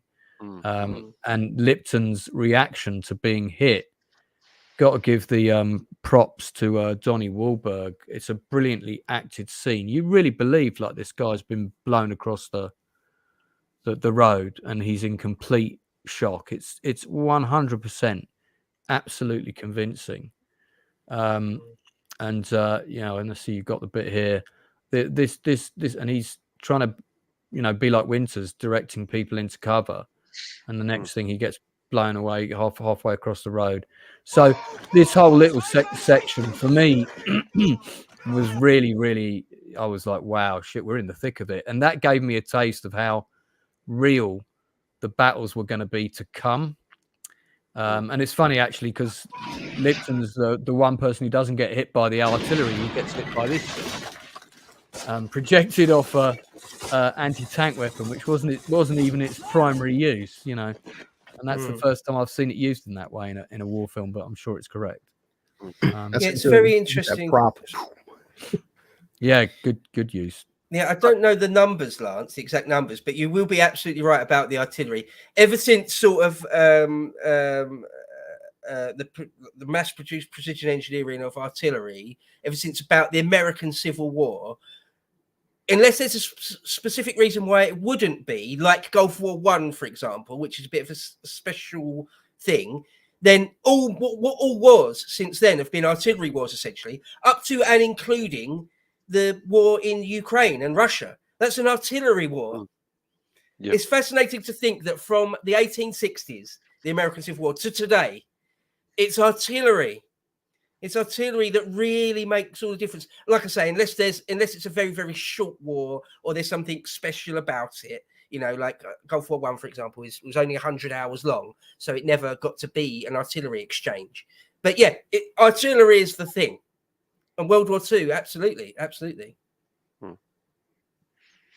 Okay, so to wrap up, absolutely fantastic episode, first-class piece of television, some of the best battle sequences ever put to celluloid. If they ever did, and I don't know why they haven't, a special screening of Band of Brothers at the cinema, like the Prince Charles in London, and they were showing all the episodes over a period of time, I absolutely 100% would go and see it on the big screen. I would love to see it on the big screen. Yeah. Oh, yeah, amazing. You know, that's the one thing I feel I've not got. I'd love them to like maybe screen 3 episodes at a time or something, and just go and see it over 3 days. That would. I mean, I'd be quite happy to sit through a marathon of it in one day, as long as I can bring in pizzas. It's all good. But yeah. Just quickly talking of fast foods, so I'm going to give everybody a little bit of a nugget here. So chicken nugget. Yeah. Its original title, the original title for this episode was 3 Days and 3 Nights, and then it was changed to D+3, and then subsequently altered to Carentan. Inside Man. Before we do our scores and wrap up. Have you been able, through your nefarious means, to recover the original script for the original episode 4, which was cancelled? Yes. Yeah. So we can go through that script on screen next week. We can. For those people watching, sorry, are we talking about the original? The original we're episode, talking about or are we going to do the broadcast episode first? No. We're going to do the missing episode first. Right. Okay. So we're talking about the name of it was Personal Effects. Personal Effects. So the original episode was actually essentially about the 101st Gravediggers body identify unit, and they're trying to identify a paratrooper, and the whole episode revolved around that storyline, finding out who that person was, which is a really interesting idea for a story. It's actually quite a cool idea for a movie. You could make a good low budget World War II film with that storyline. I said it first. Don't be jumping in. Steal that idea. But so we have the original script. So what we're going to do next week, so it'll be a bit of a change. Might not be as long, but I don't say people won't mind. We're going to go through that script.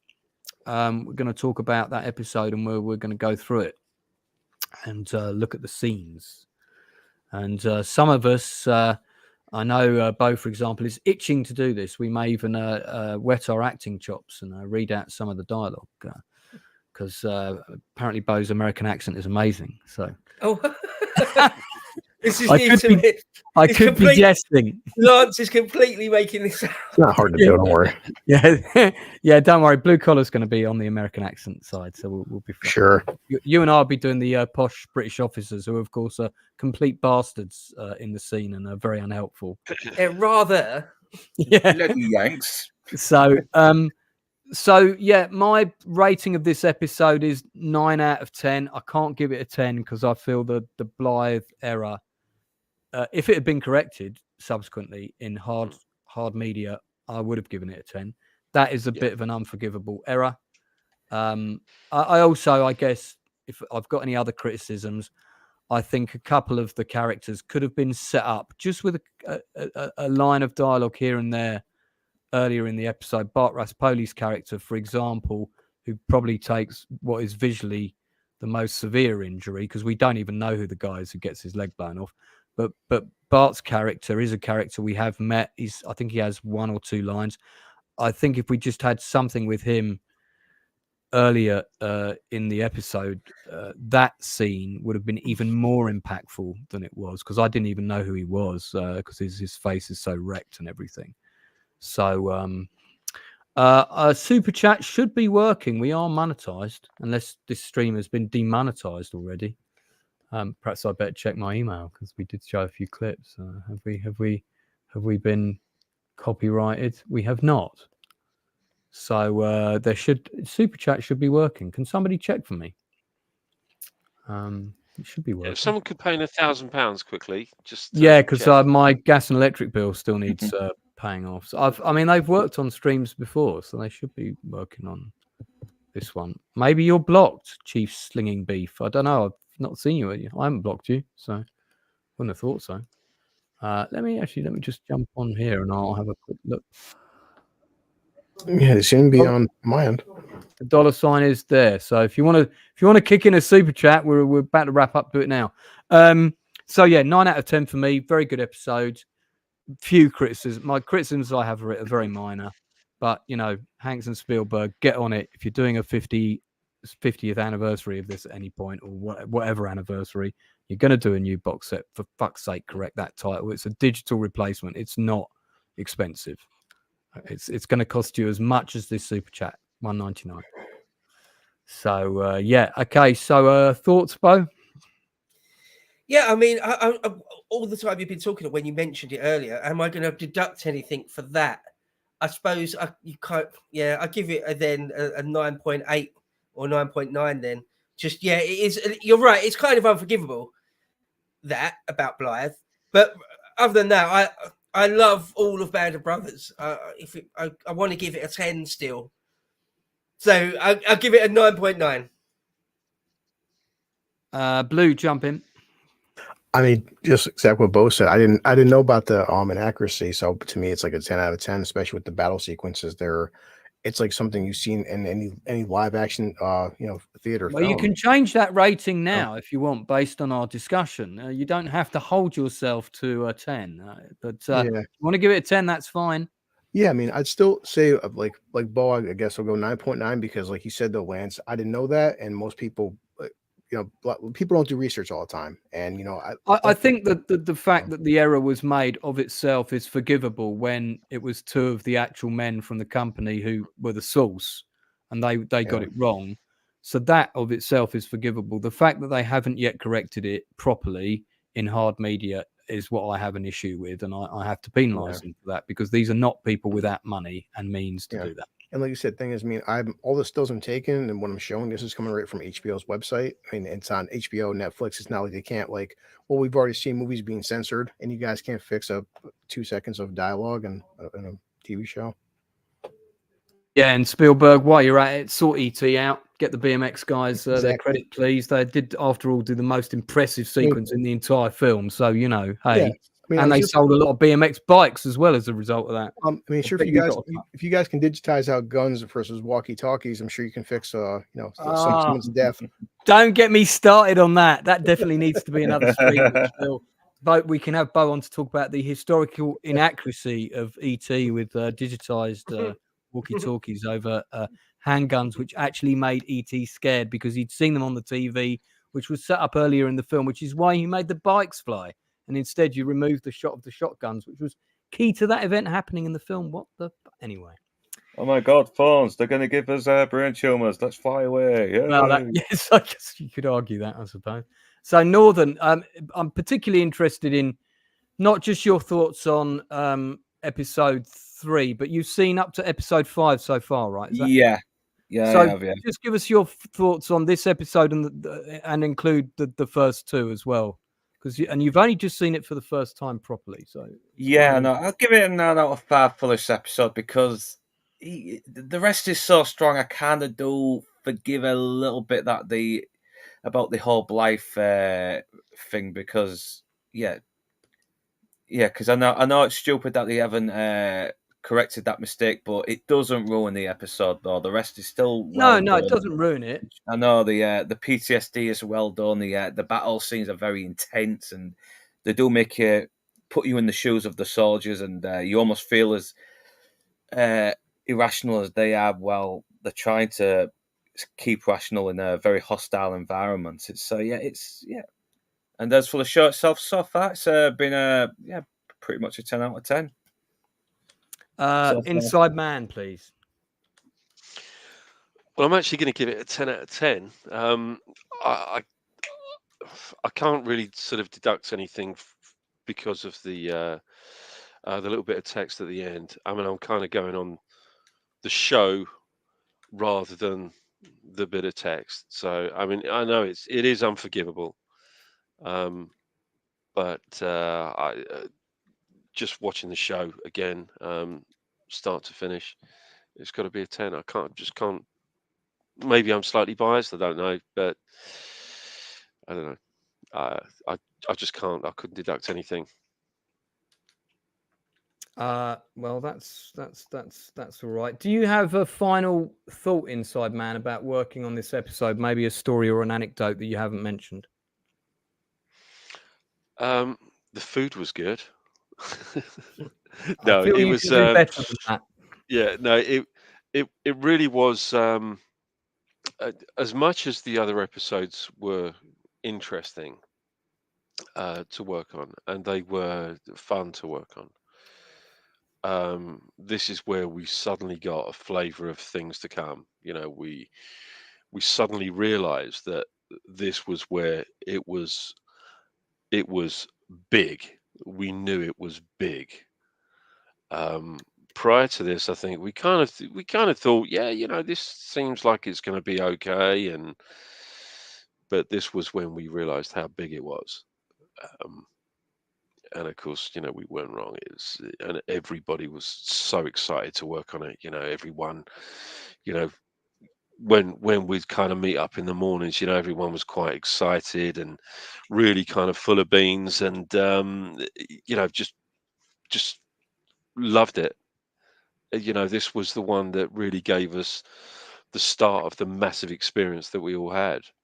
Um, and it was a weird kind of bonding that we actually sort of went through. Really, it was a strange kind of bonding process, because every single one of the other blokes that I know that have worked on this, and that also includes some of the crew as well, have all said exactly the same thing.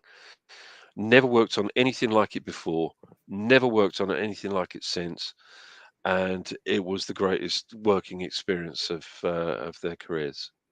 Everybody has said exactly the same thing.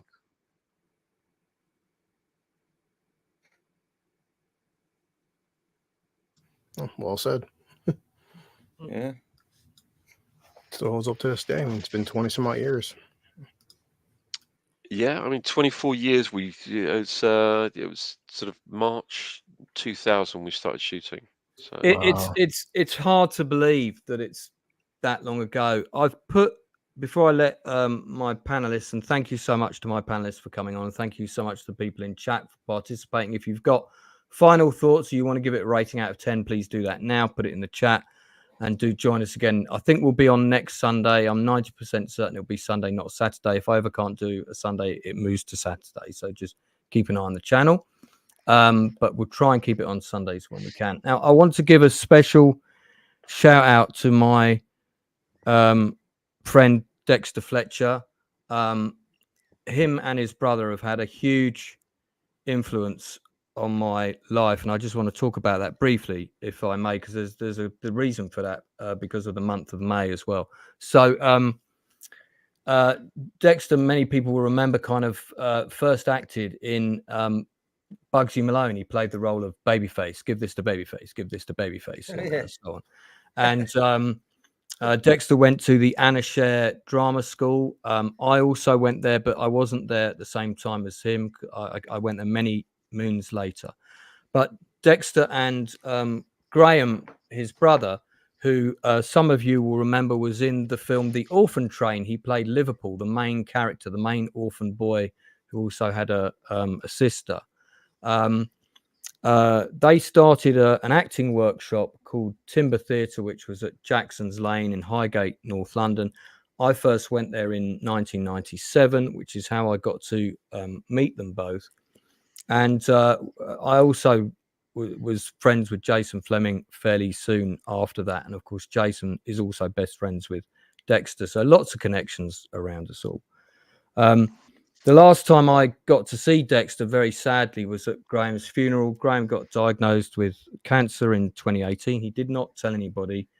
Even his brother didn't know until many months. Graham, it was at Graham's class, because Graham took over the running of the class when Dexter got into Band of Brothers. His career because his career got in a bit of a lull, and Band of Brothers revived it. I think he also met his wife to be around that time, and he kind of turned his whole life around. And I'm really proud of him, because I know he went through a lot. Around the same time, Graham took over Timber class, which was an improvisation acting class, which got me back into acting, because I hadn't acted since Bugsy Malone in '82 on stage, and was great for my confidence. And years later, I ended up teaching there. So that is where the whole acting coaching began for me. And it's Dexter and Graham Fletcher Cook who gave me the confidence and gave me the skill set, because they were both incredibly good teachers. to become a teacher myself. And of course, I need to give props to Anna, the late great Anna Scher, and Charles Ferrell, who both sadly passed away last year. So if it just seemed like an appropriate time to mention these guys. And of course, Dexter's character will become more prominent in the show as it goes on. I did a big blog about Graham when he passed away, and you can read that blog. It's on the website for my book. I'll just put it up here, but it's diamondsinthesky.com. In fact, I'll put the link for this in the chat. When I wrote out this blog, I realized that because of Graham, I met Dickon, who co-founded The Outcast with me. It's also because of Graham that I met Jason Fleming, who's now my brother in all but name, co-owns the copyright to all of my work, has done almost every project with me, film-wise. And the numbers of links that I made because of Graham's friendship, it was vast. It was so huge. And until I wrote this blog out, I didn't realize just what a massive influence both Graham and Dexter had on my life. So Dex is now a film producer. This is Graham when he bought my book, and he was poorly at the time. He never told me. And that's him reading my book there. So, but Graham produced recently The Offer, which is the making of The Godfather. We're going to do a Chew the Fat about that show. It's a historical show, so of course it would be great to get Bo on there for the Godfather expertise knowledge. But if you haven't seen that show, Bo, I can't recommend it to you more highly. This is Graham at my film premiere in 2014, because it's about the making of The Godfather. It's absolutely fantastic, and Dexter directed the first episode and he produced the whole thing. So to see the quality of work that he's now producing from where he's come from, Band of Brothers, I'm just, you know, I couldn't look at him more highly. And what fantastic mentors I was lucky to have. Here they are with the late great Alan Parker. And yeah, so if you want to read about my friendship with Graham, and that is on my website, and it seemed like a good time to mention it because he passed away in the month of May in 2019. The anniversary of that has just come up. So there you go. So props to the Fletcher boys. Thank you very much. My panelists, what have you got coming up? What would you like to plug before we wrap up? Bo, tell us your 15 different stuff. All right, yeah. I mean, there's my channel, History Bro. The latest thing I put up on that was something all about the 7 Years' War, Frederick the Great versus the Habsburgs, and when the British became hegemons of the whole world, and the French and Indian War, the First World War, really, in the 18th century, a world war that happened in the 18th century. That's on History Bro. On Epochs of the Lotus Eaters on lotuseaters.com. I'm currently in the middle of a series all about the decline and fall of the Roman Republic, focusing on the careers of Marius and Sulla. Sulla just about to march on Rome for the first time in that mini-series. What a great TV drama series that would make. Eh? It would. The life of Sulla is an incredible life. And of course, there's the daily story. The daily live podcast of the Lotus Eaters, of which I'm on usually once a week. And so that's it. Blue. Let's see. Tuesday we're watching Tombstone, which is, I love that movie. And, are you doing that before the Nielsen ratings? I mean, we're trying to usually. So of course, I've been on like 3 shows about Tombstone. I do like that film. Everyone knows Bo. Inside many guys. If scheduling, if you guys are available, come on. I'll be your Huckleberry. Oh, I'd love to. Yeah, of course. I'd love to. So, yeah. And then this week, also our buddy Gooch, he's been doing Cyberpunk, and Cyberpunk. It's I didn't watch it because it's on Netflix, and I heard good things about it. And he's doing a weekly breakdown, and it's a very good show, and I'm surprised how good it is. And then let's see, this week Mad Max, Furiosa movie comes out. It's not really a Mad Max movie. I mean, it might be good. We'll see. Honestly, like you said, I'm gonna go. I'm gonna go in with expectations of like, hey, it's still George Miller, and Anna Taylor-Joy is a good actress. Chris Hemsworth is a great actor. It may be good. It may suck. I mean, I'll be fair. So yeah, I think it's going to be better than Doctor Who. Well, man. Listen, I think the color palette of it I find a little bit, it's very bright and very sort of in your face. Yeah, I did admit, I'm like, not sure if that's working for me, but I'm not saying I haven't got a predetermined opinion about there's it. a newer trailer that I've seen with Planet of the Apes, and the second trailer is way better than the first. The first trailer sucks. Yeah, the first trailer but was. The second trailer not looks good. really good. So I'm like, we'll see. You know. I'm just dropping the link for the Lotus Eaters in the chat there for History Bros. So do check that out. Fascinating. It's got lots of interesting stories and so on. And of course, Blue and I and Northern will be on the Nielsen ratings Tuesday 10 p.m.